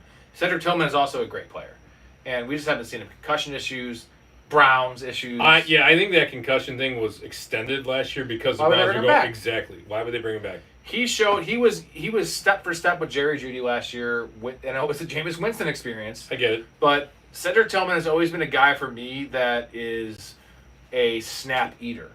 Like, he's going to play 85% of the snaps. Good pass block, good run blocking. Like, why take that guy off the field? Just a big bodied guy, and a lot of the plays I see, man, he pops off to me. And I still have Jerry Jeudy ahead of consensus, or right at consensus. I have this guy. I mean, I've got Jeudy ranked higher, but I would rather take Tillman at his cost than Jerry Jeudy at his cost. And like, this is the perfect bench receiver for me, because week to week, with status quo as it is now, okay, fine, whatever, he gets you 7, 8 points. But the player that I think he is, and the situation he's in, he could force his way to be the number 1 there. Yeah. And he could be in your lineup every week. I'm fully in support of that. And Tillman would have been in your lineup, but don't forget how good he was. Rashad Bateman's going right after him, for instance. And that's just that flip of a coin. I get the offense, but but when are you going to start Rashad Bateman? Like, you just don't know. Like, is Rashad Bateman ever going to, with injuries or with situation changing, is he ever going to be a trusted wide receiver 3 for you? Not a week in and week out. Never. Like, he's a flex guy at best. No, he probably has more week to week boom weeks because he has Lamar, but he's never his variance is what it is, right? Marquise Brown, Adam Thielen, Trey Harris, Marvin Mims, Romeo Doubs, these guys going right below him. Ahead of him, Luther Burden, Matthew Golden, Christian Kirk. Like, none of those guys are going to pop off and be a desirable start for me. Why would anybody draft Christian Kirk this year? Early in the season, I could see it if you're in a 15-team, 16-team league. Yeah, okay. But, Cedric Tillman, he's got big benches. I love the film. I love the player. And I think that there's a chance that he could just destroy this year. 1,000 yards and 8 touchdowns. Yeah. I mean, that would crush his ADP if he did that. And also the ultimate best ball guy, because he's a D-ball guy. But redraft, I like it too, man. And Jerry Jeudy's injury prone. So don't forget Jerry Jeudy's got his own injury. If something goes with Jerry Jeudy, I think he's the one there already, in my mind. Jerry Jeudy will be early on, but I think Cedric Tillman's a better player. Could be. What do you got for you got tight ends? Yeah, we have one tight end. I mentioned the other two that in the honorable mentions, but it's Mark Andrews for me is my reach. on tight end. So he was tight end 7 in points per game last year, and I know that was driven largely by touchdowns. But from week on, he was first in touchdowns, obviously, with 11. He was 10th among receptions, but he was 6th in receiving yards. People forget that. He had 608 receiving yards from week 5 on last year. The biggest thing here is the early season injury to Isaiah Likely. He's not going to be ready for the start of the season. The Ravens are going to need to rely on Andrews again this season. He's their steady Eddie, so I bumped him all the way up to tight end 5. The Isaiah Likely injury has moved him up in my ranks as well. Yeah. Would you rather take him or Hockenson? Hockenson and PPR. And I'm not a Hockenson guy. I mean, I'd rather have Tucker Kraft, but that's just me. Well, at value, but No, I mean, no. where's Mark Andrews going? 9. Yeah, I mean, Kraft's going 10 yeah, I'd rather have Mark Andrews. or 11, whatever. Okay, my next guy, my only tight end is Tucker Kraft. Oh, okay. So- surprise, surprise. I'm fine with either of those guys. Yeah. Like Mark Andrews is a safer option, right? Like fall in the end zone 7-8 times and you get yourself a tight end 1 half the weeks. Sure. Tucker Kraft. Or 11 times. Yeah, that's true. I think for me though is that Mark Andrews has shown that he has taken a step back physically, and he's not the player he was, and he is just an average player. Where Tucker Kraft, I know you saw the film, Tucker Kraft has a chance to be a top 5 tight end talent in the league, and that receiver room is such a mess. He is going to be the constant. I don't know if you watched Lost. You have not watched Lost? No. The constant. He is the constant, and he is the one that's going to be on the field. He is a safety blanket. He is the red zone guy. I feel like his floor is where you're drafting him at. Maybe his floor is 12. You're drafting him at 11. I have him at 10, which doesn't seem like a big reach because Andrews, Njoku, Ingram, Kelsey, Laporta. I have him ahead of Ingram. But So I think there's better PPR guys in Hockenson, Njoku, and Ingram, but I moved Tucker Kraft up to 10 myself. yeah, those are probably better PPR guys, but I feel like their ceilings are capped, right? Ingram, kind of a bum, bad hands. Kelsey, old. Njoku, terrible offense, question marks. Andrews, marks. not a great player anymore. He's touchdown dependent. Tucker Kraft kind of has the best of both worlds where he's not necessarily touchdown dependent. Not really a PPR guy, though, but, could he be? Could he have 65 catches? I think he could. Yeah, he could. I mean, all he again, needs, I right? do think that they're going to swing back into a more pass-friendly offense there in Green Bay. So at tight end 11, he's probably worth waiting on. You could probably skip over most of those mid guys and just go with a Tucker Kraft And wait. Yeah. or a Tyler Warren. When I say reach, it's like if I don't get him or Andrews or Njoku at cost, if people reach on them, I am going to wait and just not draft tight end until the last I round. mean, if I'm not going early with Brock Bowers, McBride, or Kittle, I'm probably skipping over Laporta because he's a little too expensive, even though I have him higher ranked. I would go Andrews, but I'd skip over Hockenson, Njoku, Kelsey, and Ingram, who I also have all ranked higher because they're just middle round tight ends. I'm going to take the guy that I think has the upside at a lower price. I'm with you. Yeah, Try to I love draft. the upside, and I still like the floor, man. And I'm in on the Packers offense. I'm in on it not being as run heavy. And Jordan Love was hurt last year. Let's just be honest, man. He couldn't move. Yeah. It was rough, and he's already not the most accurate passer. But you take his bottom half away from him, and it's like every play he doesn't have his legs under him. How are you going to complete passes? There you And go. we saw it. It was rough. He was throwing picks. So all right, All right. we're going to fades. Peace. Got a nice little intro plan for you.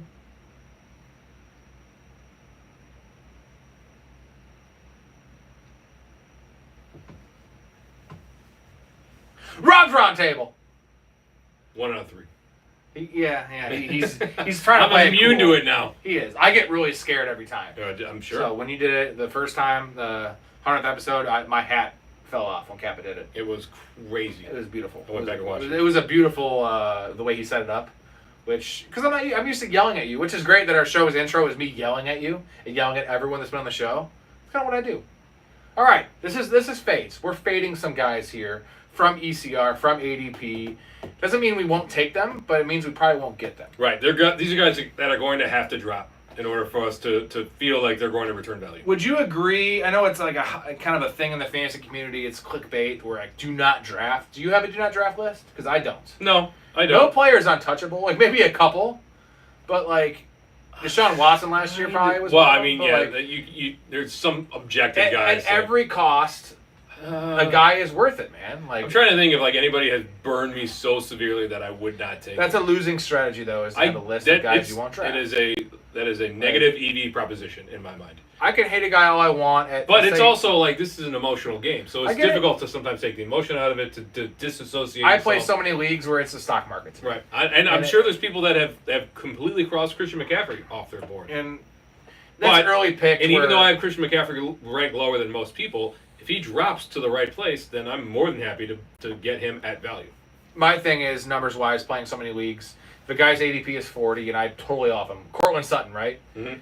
Let's say he's going 42, and he's there at 54. I'm taking him at 54 because I'm getting a round of value on the guy, and he can be as bad as I think and probably return value. The problem is I'm not taking him at 42, and I'm damn sure not taking him at 35, which some people might do, right? Like you don't reach for guys. Let the board fall to you, right? Story. Yeah, exactly. Football to Like you. there's no reason to be truly aggressive unless you're in a few leagues and there's guys you really want. Like if you really want guys and you're only in a couple leagues, go get your guys, right? Like, And that's the problem with we're- playing a couple is you're putting yourself in a hole because then you force the issue. Right. Well, You don't but wanna push Not this. everybody looks at this as a business, so you got to keep that in mind, right? Like there's people that are doing this for fun. So like Clearly, I'm not missing meals, so I must win a if lot. you're a Vikings fan and you have the first overall pick and you want to get Justin Jefferson because you want him on your team, go for it. Like nobody's gonna begrudge you that. I get that. Okay, stat of the day for you. It's a Brock Purdy stat. I should have had this last episode, but last year, Brock Purdy averaged the 8th most yards per attempt, 8.5, in a season since 2016. It's pretty good. He did this with McCaffrey missing 13 games, Brandon Ayuk missing 10, Trent Williams missing 7, and Debo being washed. I think that Trent Williams one is the biggest shock there, right? Just Like when you lose an All-Pro, maybe not All-Pro, but a Pro Bowl offensive lineman, Yeah. like that, like that shakes up things on teams' offenses. the efficiency, though, with all those things being said, just that's more of a Kyle Shanahan stat than it is a Brock Purdy stat, right? Yeah, maybe. But in this year, it's not that much better, right? There are a lot of question marks, but Brock Purdy will be just fine. And more so, the receivers and Christian McCaffrey or whoever's playing running back there will be just fine. So buy into Niners, right? Yeah, exactly. All right, got one thing for Easy you. schedule too. Per usual, Huge. Pam Anderson and Liam Neeson. You seen they're dating? That's not, what? No. Yeah. Are you Oh, yeah. serious? Uh-huh. Have you seen Pam recently? No. Oh, she looks is really she in the regular. new Naked Gun? No, he is. She might be in there too. I don't know how that's in the Met. She's gone real El Natural, where she doesn't wear makeup and she looks like a regular ass chick now. Not bad though. Oh. I mean, she's 58 though. Okay. Actually, not bad for 58. But not the Pam Anderson you came to know, No. right? Which I actually appreciate this more than like the Jersey Shore, like the dolled up fake bullshit. I'll be honest. She has less like sun damage than I would have expected. Yeah, it looks solid. Yeah. Right? Her titties are probably really saggy and redone a bunch. Anyways, Oh, they are dating. Look at that. he's 73 and she's 58. Yeah, it's only 15 years. No, I know, but he's like a fucking old ass dude. You know that Pam like, Anderson has had the best sex ever, right? you know old dudes can like still have kids. I know. So it's true love. That's what my Did wife you tells know me. that what's his name? Tyler, the 8th or 9th president of the United States has a living grandson? Really? Yeah. Huh. It's wild because he had a kid when he was like Was his mid cum frozen? 70s. No, he had a kid when he was like mid 70s, and then his kid had a kid when he was like late 60s or something wild like that. So a dude who was president in the early 19th century has a living grandson. Wrap your I head guess around my thing is like Pam Anderson. What you see here, not great. 58-year-olds aren't exactly a hot age, but our generation adored Pam Anderson, right? Mhm. She could easily find a 30-year-old dude that's gonna like be like, I'm dating Pam Anderson, right? Yeah, even but like an influencer. or She something. also gets to date Taken, right? right. He's a badass. Yeah. So I'm gonna ask you a question. Have you seen the Tommy Lee and Pam Anderson porn tape? I have not. Really? Everyone's seen that. Was like the first porn tape ever. I heard it's not that good. It's amazing. You can see her naked. Yeah, but I heard it's not that like impressive. As No, it's not like raunchy or anything. They're on a Yeah. boat. You've really never seen it. No, I've never seen So it. the last 2 times I asked you if you've seen a sex tape, you just don't watch porn. No. I I'm not going to admit anything. I'm You pleading just the fifth. admitted it. You admitted it. No, I'm pleading the fifth. Yeah, well, that's, Neither confirmed. we all nor know what denied. that means. I haven't specifically watched this one, but I'll tell you Please what. watch it. I'll go in incognito mode. Well, you have to, yeah. Anyways, it's a great video, and she's adorable in it. I And trust your judgment. Tommy Lee, what a hog, dude! Holy shit! I have heard. You've heard? I've Yes, heard yes. that, It's huge. So seeing it though, and I was a younger boy when I saw it, but I compare it to the first time I watched. Remember Derrick Henry's high school film? Yeah, when he was just running over children. That's Tommy Lee's dick. Is Derrick Henry playing against high school kids? It's like, what the fuck is this? And yeah. So, anyways, last night me and Erica were watching Phantoms. Terrible 90s horror movie. Oh shoot, I do know what that Ben is. Affleck. Yeah. And for some reason, this came to mind because I was thinking of an intro, right? The Pam and Liam Neeson thing. Yeah. And I thought of the Derrick Henry comparison. And I was like, I had to pause the movie, and she said, "What are you doing?" I was like, "I had this thing," and I explained it to her. And then we did a whole 15-minute deep dive on dicks. And she's like, "How big is it?" So I showed it to her, and then we were talking about John Holmes, and we were talking about Ron Jeremy, and looking at it all. It was funny. It was Okay. 15-minute pause in the movie. We're only 12 minutes in, and we spent more time talking about dicks. Maybe the movie was good, but you interrupted the momentum of it, and so That's why I love you, babe. Is that we can talk dicks for 15 minutes. And by the way, John Holmes. It was estimated between 11 and 16 inches. I don't know who that is. He was one of the. He was. I know who Ron Jeremy is. He died of AIDS. He was pre-Ron Jeremy. He did gay porn too. He died of AIDS, but he was about 13 inches. Huge, crazy, skinny white dude, unreal. Okay. So we looked at the smallest penis ever. We just did a whole deep dive on dicks, and I like deep diving into things, and especially dicks. So let's deep dive into some Fades. dickish. Yeah, ADP we're gonna rankings. be dicks. Yeah. To these players These that we're fading. individuals. So who's your first fade story? Justin Herbert. Well, let me give you my honorable mention. So, as per usual, I've got my honorable mentions. Patrick Mahomes and Caleb Williams on quarterback, and then Hunter Henry and Isaiah Likely on tight end. Okay. If you have any questions, hit me up in the comments. I'll explain those to you. I don't understand Isaiah Likely's ADP whatsoever. Well, it hasn't adjusted yet. Okay. Anyway. Where is it at? I don't know where I his can look ADP at it. is. Go ahead, talk. I've got him at 28. Anyway, my fade is quarterback fade is Justin Herbert. So we do know that he worked his way into a back-end quarterback one from a back-end quarterback two last year as they opened up the offense and had to become more pass-heavy. And he's been a quarterback one in the past. But Harbaugh is a run-heavy coach. We know that. He's not likely to throw nearly as much as he did last year. And Herbert also finished only 16th in fantasy points per game last year with a career low in pass attempts per game. He's been dinged up in his short time in the league. Greg Roman's their offense coordinator. He's also very run heavy. The addition of Amari and Hampton, a true potential workhorse to the Chargers, all this equals uneven fantasy potential for Herbert. I see tons of games where he doesn't run and he throws 1 or 0 touchdowns, and he's just not returning fantasy value where he's at. Yeah, especially now with the news of the left tackle hurt. That's also true. Yeah. But they did bring in Keenan Allen. Does that wash out for you or no? No, I think Keenan Allen, he showed he still got Depth it. piece? He showed he still got it, but yeah, strictly a depth piece, it looks like. All right, this is no surprise to you or the audience that's been watching. Bo Nix, quarterback 8. I am interested to hear the I have him rationale at there. 16. Other than the defense being amazing, the best defense of all time. Let's see. It's an elite defense, top 3 unit. The pass catchers are bottom 5 in the league, right? Mm-hmm. So, I mean, Cortland Sutton. how good is Cortland Sutton, though? His numbers have been good because he's been the number 1 there, but like, how good is Cortland Sutton? I think he's pretty good. Really? Yeah. Last year you scoffed at me for talking about Cortland Sutton. I've changed my mind. Double-digit touchdowns. But he's a year older now. Yeah. Is he as good as Terry McLaurin? No, Terry McLaurin's better. Okay. So he's a top 30 receiver maybe. Okay. So he doesn't even have an alpha. Evan Ingram is injury prone and not great. Rookie running back, run first team. I get that the offensive line is elite. I do like that. Yep. The environment's okay.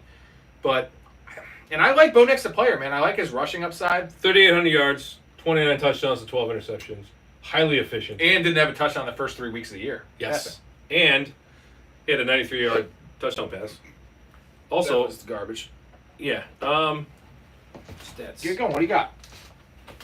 And 430 yards rushing last year. I know. Yeah. Trust me. I know. I know all these things. Okay. And it's not so much that he's going to be awful. I feel like the field is just better, right? The field is better. Drake May. Give me Drake May.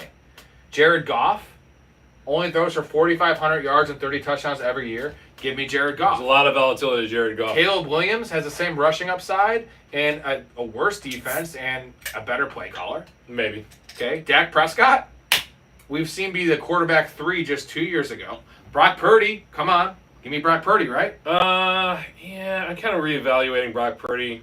Kyler Murray Bo Nix. is always a top 12 quarterback. But I so will he's not. gonna be in there. Yeah, no, I mean, I'm Baker Mayfield, Kyler's close to Justin Fields, Jordan Love. I mean, I've got Justin Fields over Bo Jordan Nix. Love threw 32 touchdowns 2 years ago. Yeah. Trevor Lawrence.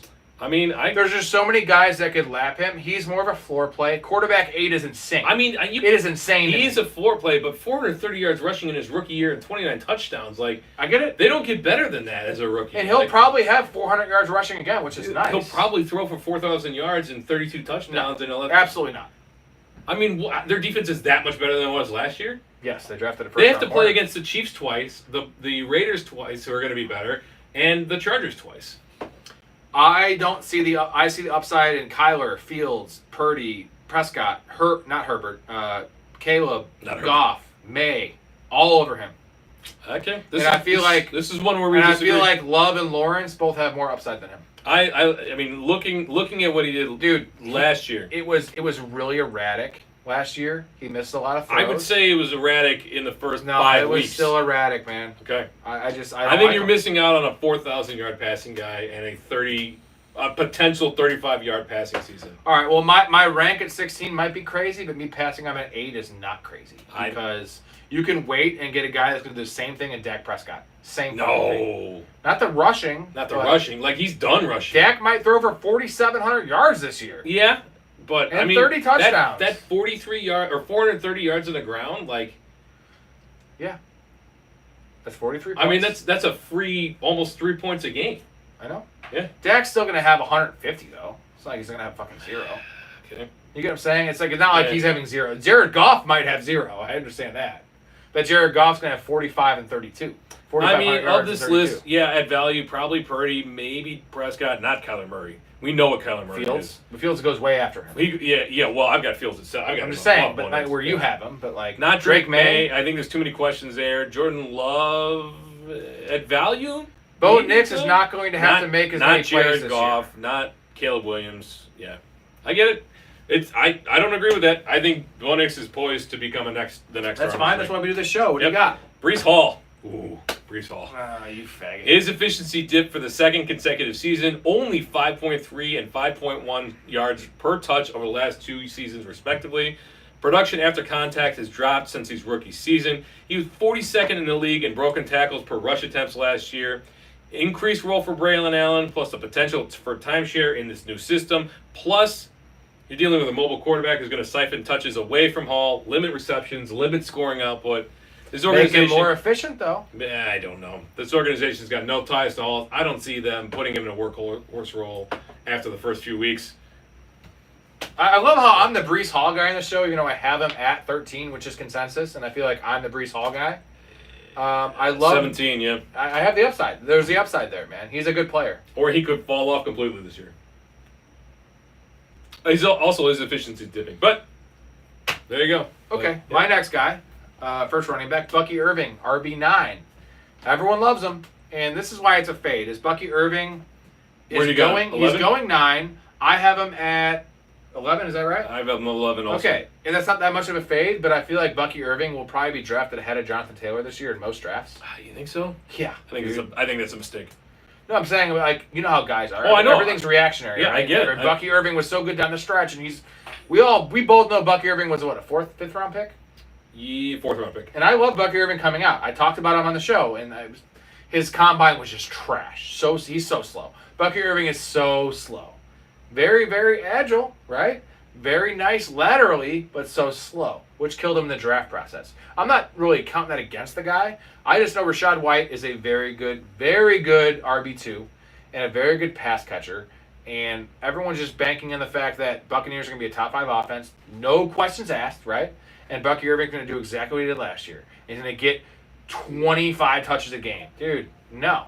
Not happening. Like, taking him him and Kyron Williams are tied for me. Bucky has a little bit more pass catching upside, but he's going to go ahead of JT, ahead of Chase Brown, ahead of Josh Jacobs. I'm not doing that. I'm not either. I'm not. I mean, so that's why even at cost, like I think the Bucky thing is too. I'll take Bucky Irving in the early third. He's not poised to be. He doesn't have the stature to be a workhorse running back. I'm not going to just forget about Rashad White, and I think Sean Tucker. I agree with you. Sean Tucker, like they have a possible not 3-back system, but they have a third guy. They won't use him unless it's necessary. It's a soft fade. I will take Bucky Irving.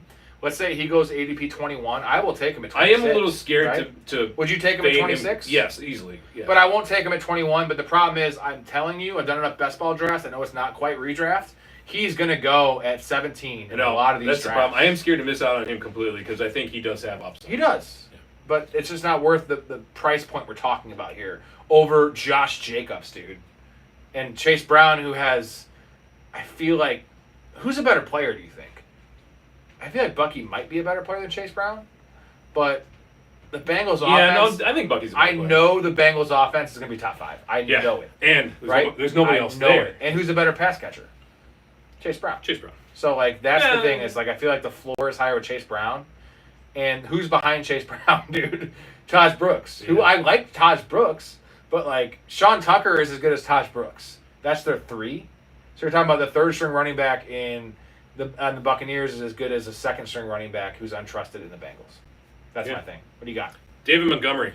Ooh. Yeah. Wow, that's weird. I know. I saw that with your rankings. Yeah. So they are going to have to reshuffle this offensive line. They lost 2 top 5 linemen in the offseason, including All-Pro Frank Ragnow, top-notch center there. He retired last year. I do expect some offensive regression due to the defense just naturally being healthier, better than last year. Remember, the Lions had the 10th most points scored in NFL history last year. It's unlikely to repeat just by volume and efficiency.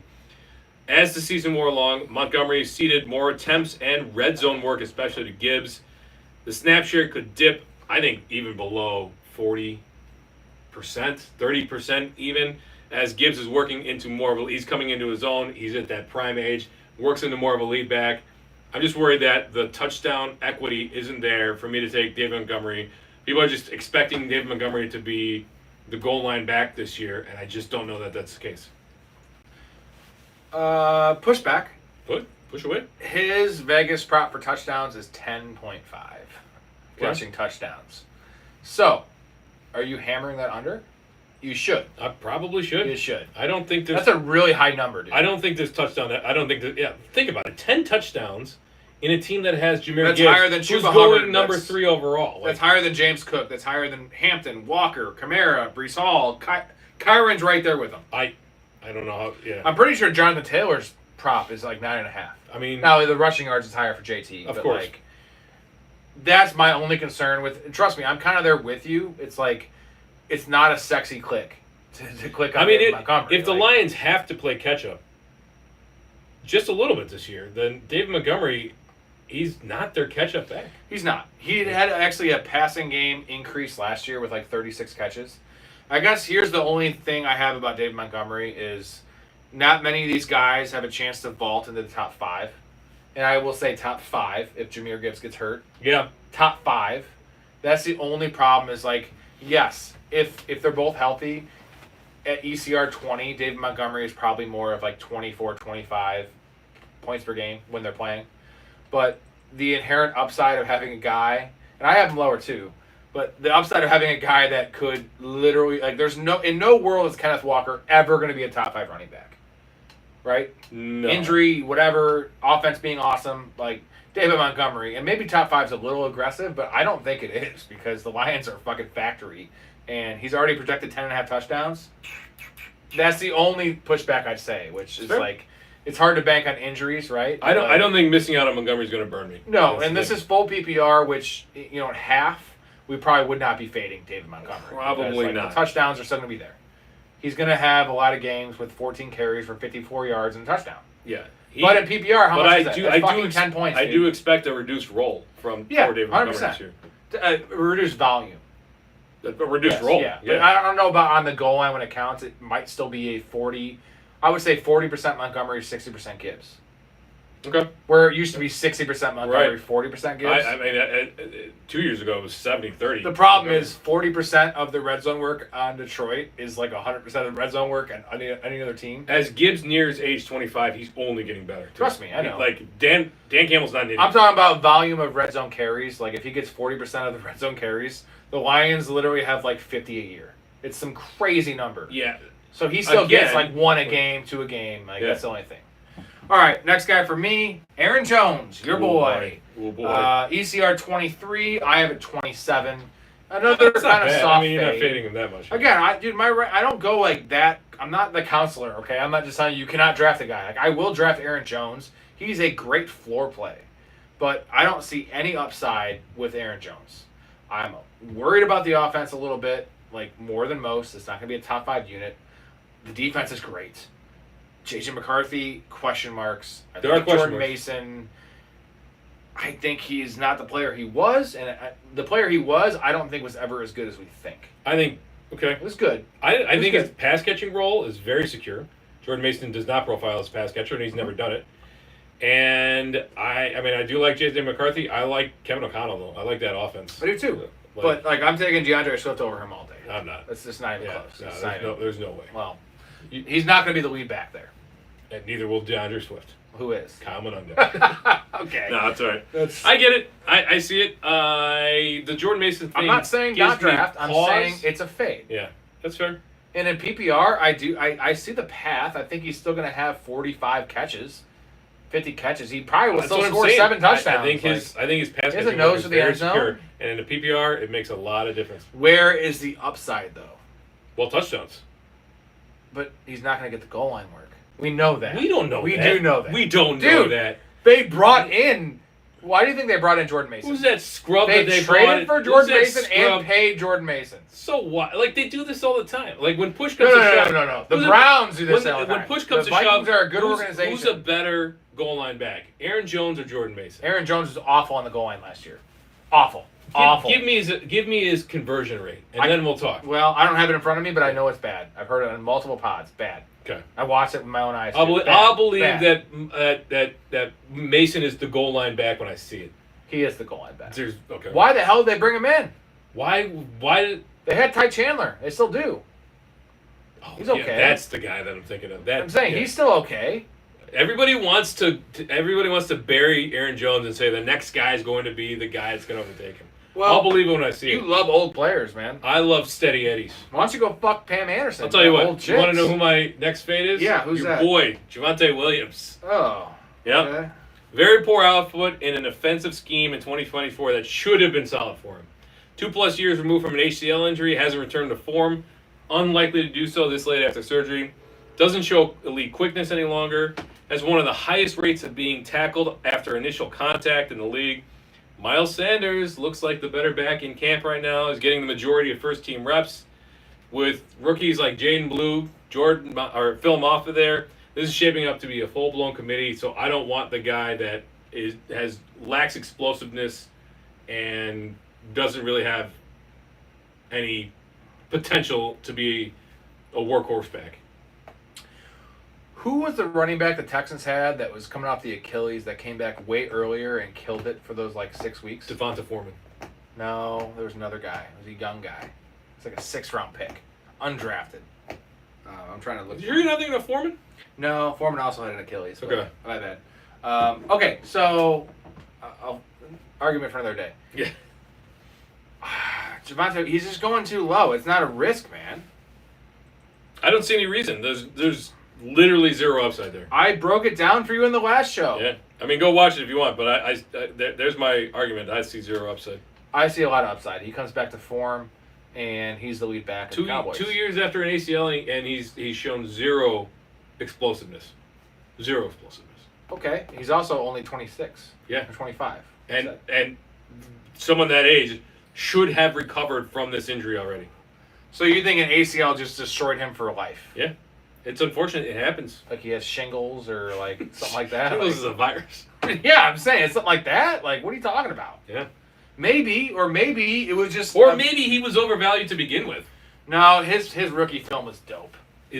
Okay. Dude, some of those runs were dope. And And where have those runs been the last 2 years? they have not been there. Yeah. I understand that. Okay, Yeah. that's All fine. right. That's fine.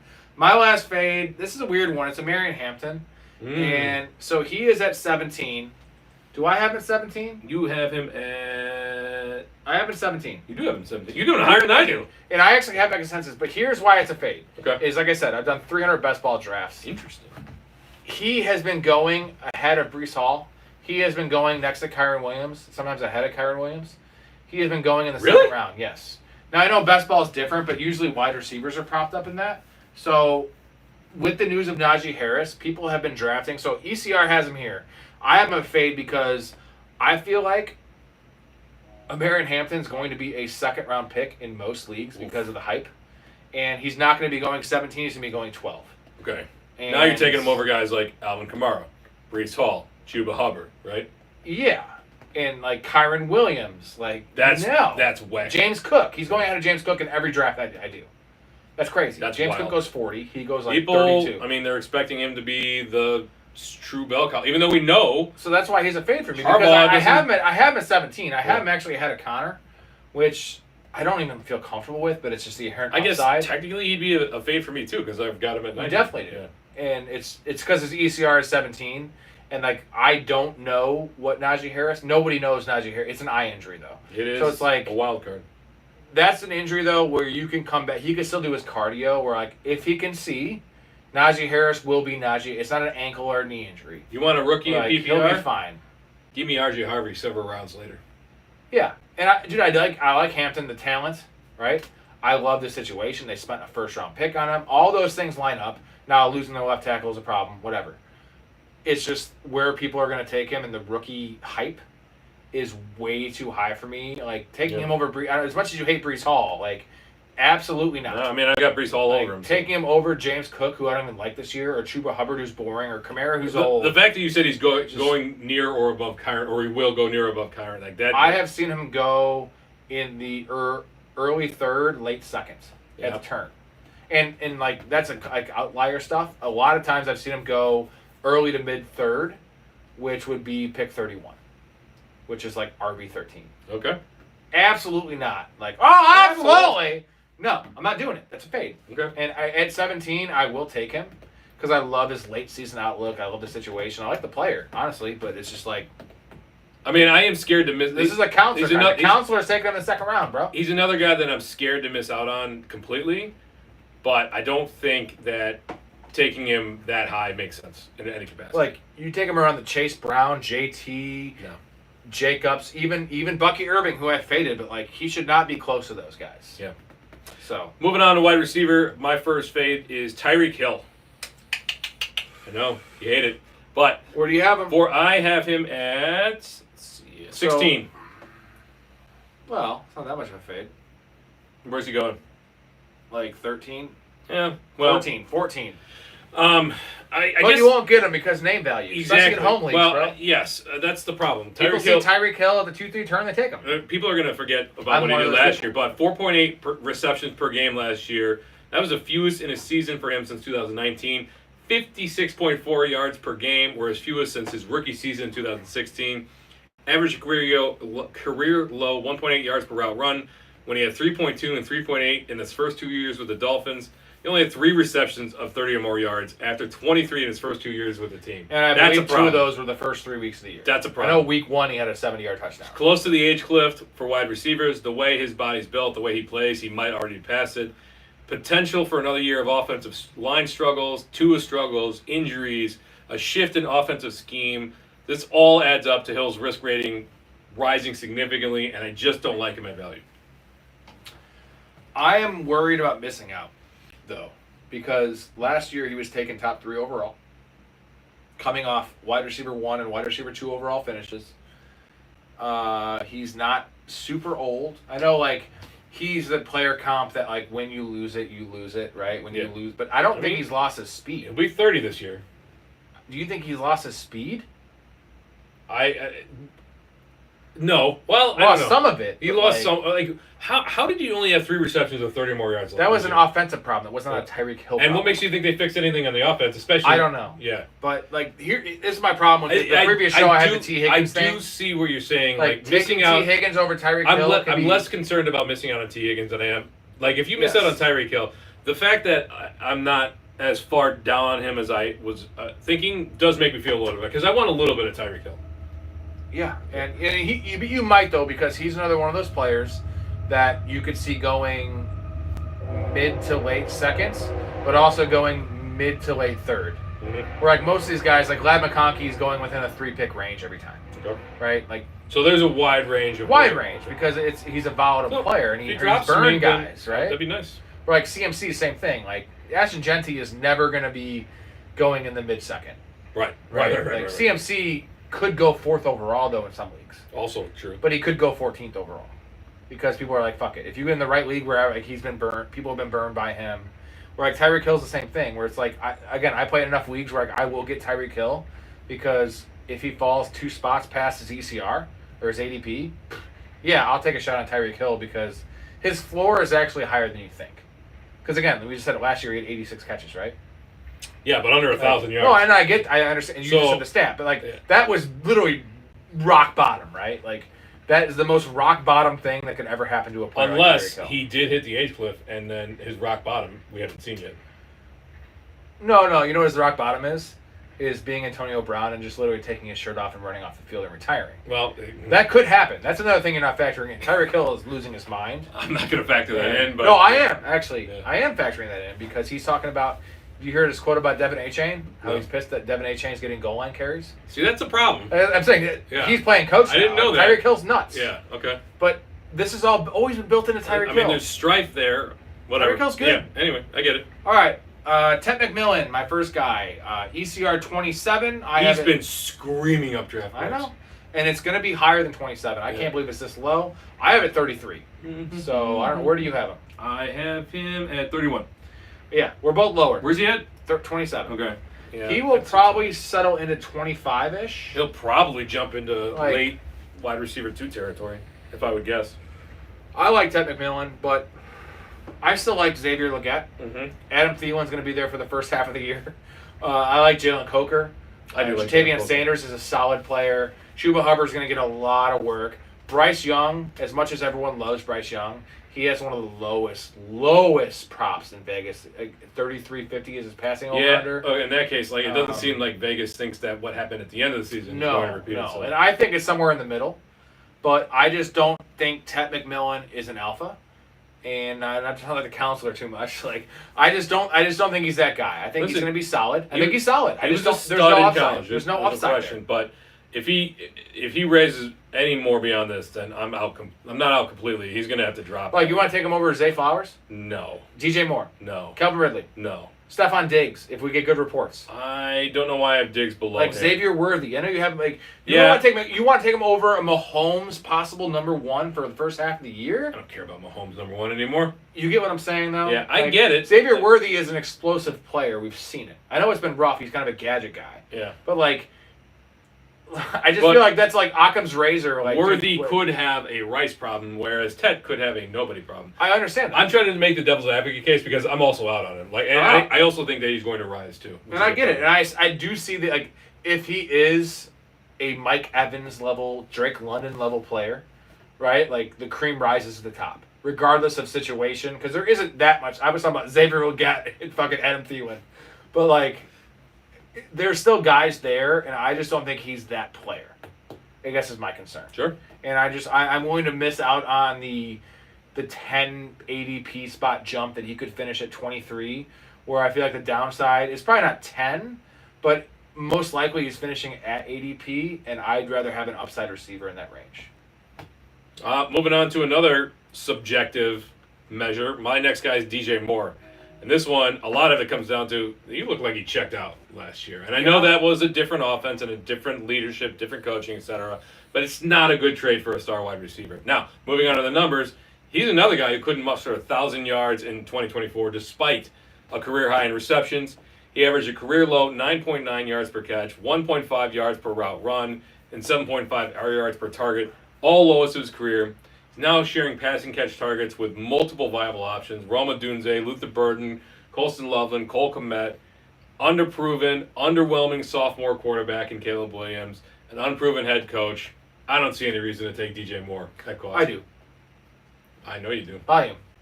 There's a lot of variables here, like probably the most of any player we've talked about. I mean, you have to assume his volume's coming down, though.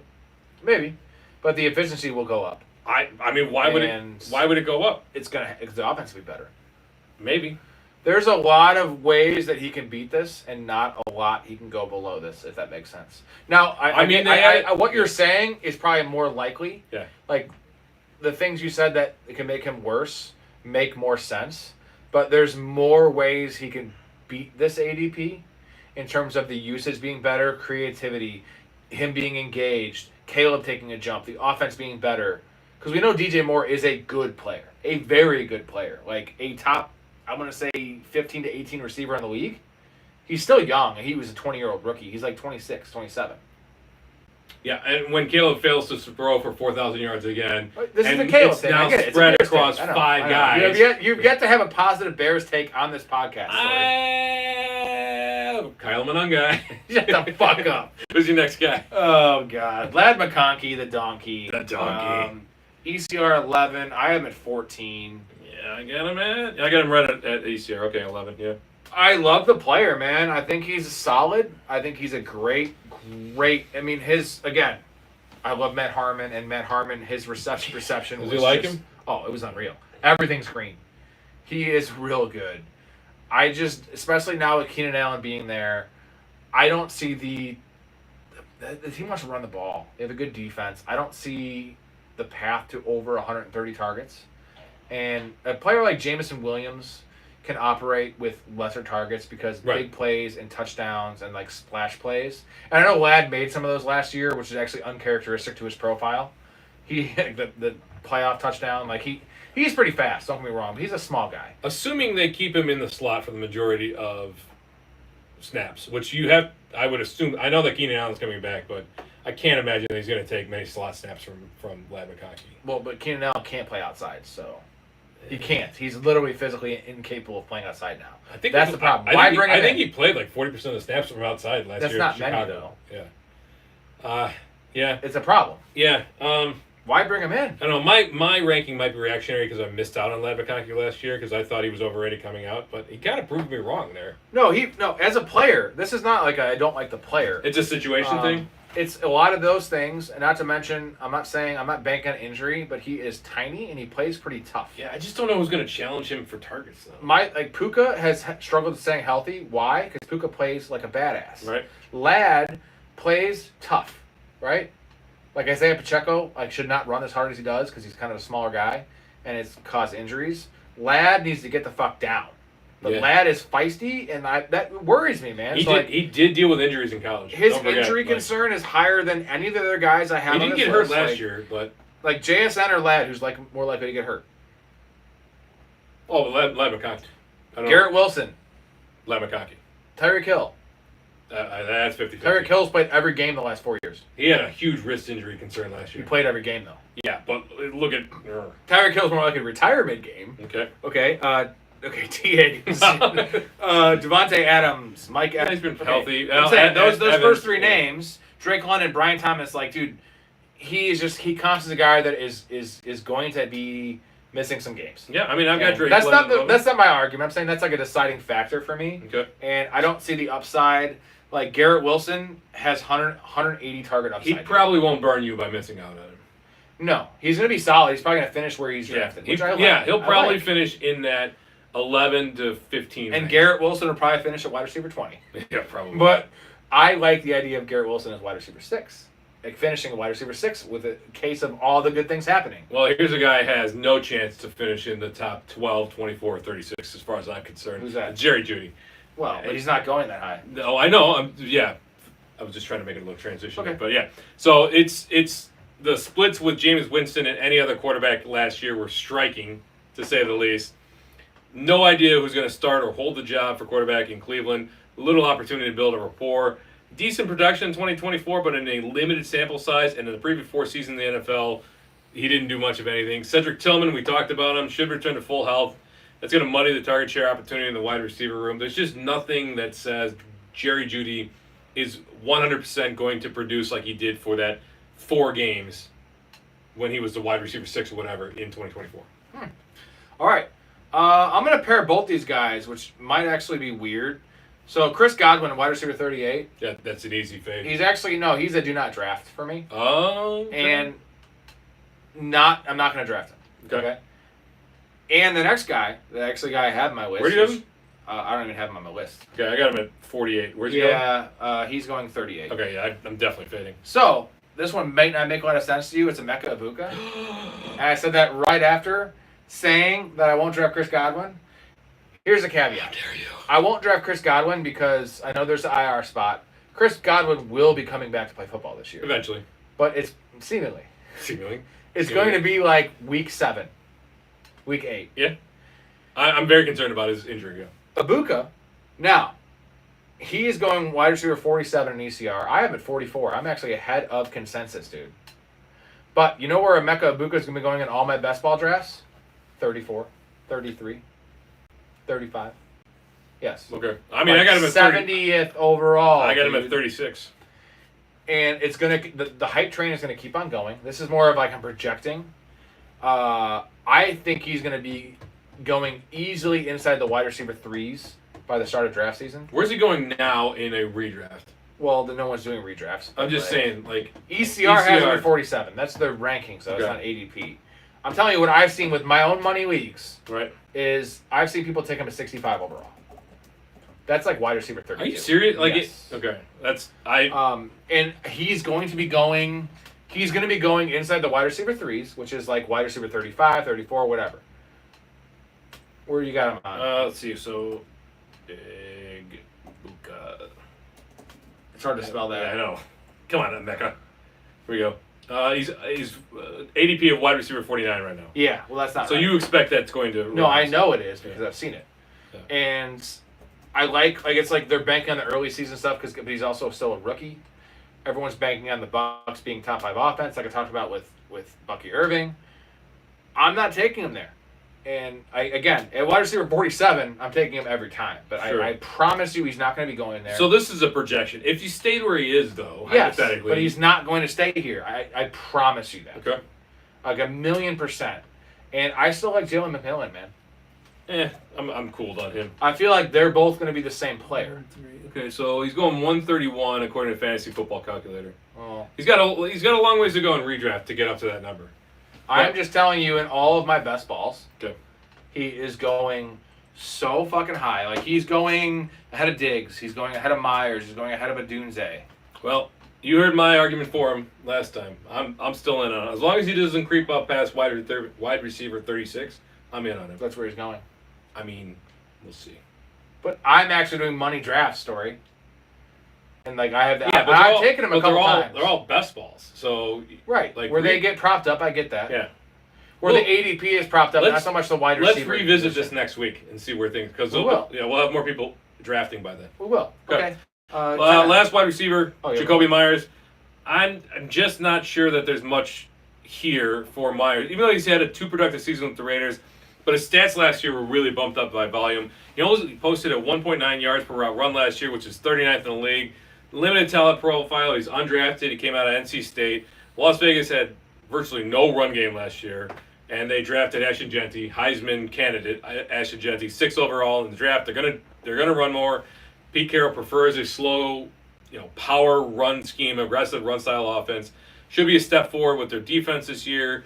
It's going to limit the offensive need. It's going to limit their need for Myers to catch as many as he does. I don't see much upside. Plus, Brock Bowers is there. Brock Bowers. I will say that the undrafted part, he played quarterback in college, I believe. So, like, isn't that right? I think he converted with wide receivers last year. Okay, so like it was a slow burn. He has became a very, very savvy, very good receiver. He's a good receiver. So that's my only pushback, and he's the number 1 there, besides Dante Thornton, who's the best ever. Yeah, I'm not sure joke, that missing him's going to burn me. No, it's definitely not going to burn you because his range of outcomes is very, very low. Yeah. Okay, he did play wide receivers last 2 years there. Okay, Yeah. my tight end, Evan Ingram, ECR 7, I have him at 9. Where do I got? Again, fading. I got him at fading 9 Broncos, also. Okay. Fading Broncos, and I've always kind of liked Evan Ingram. His 112 catch year was awesome. And his first year at a destination is always great. Rookie year, first year, awesome with the Giants. First year at Jacksonville was 112 catch year. Nah, I'm good, man. Okay. Even in PPR, I'm good. Like, I don't see a reason to take a tight end in that range. I'm not opposed to. and I will take him. Evan Ingram. I will take him. But like, I feel like he will be reached on. Okay. So again, I'm projecting. Yeah, I mean, people do remember that he is a PPR monster. So. I'm projecting. Strap in because it's Colston Loveland is my tight end, and I don't see Fading a Bears player, huh? I Wow. don't see any way he gets to 15% target share in this offense. He's not walking into a huge target share along Moore, Dunze, Burden, Komet. The way the offense is set up, the expectation is targets are going to be funneled to who's ever open, all distributed, all the pass catchers. There's frustration in Bears training camp with his lack of availability, his injury, limited production in college despite playing at Michigan. Difficult for rookie tight ends to walk into a relevant fantasy season because of the steep learning curve of the position. We don't know what Ben Johnson is. It could be a power running scheme, could de-emphasize the pass game, could hide Caleb Williams' weaknesses. Can Caleb Williams even progress as a passer? Yes. Too many things have to go perfectly to Loveland for Loveland to be paying off at wherever he's going. I got him at, or for not Loveland, for Colston Loveland. I got him at 18. Yeah, he's about, let's check this out, 15 or so. 15. Okay, yeah, too many things have to go right. So there you go. And believe it or not, You have Chickakakwa ahead of him. I do. Look at you. Yeah. Let's go. All right. Good work. Good work. That was long. That was a marathon. I didn't think it was that long. Didn't die, though. How about that?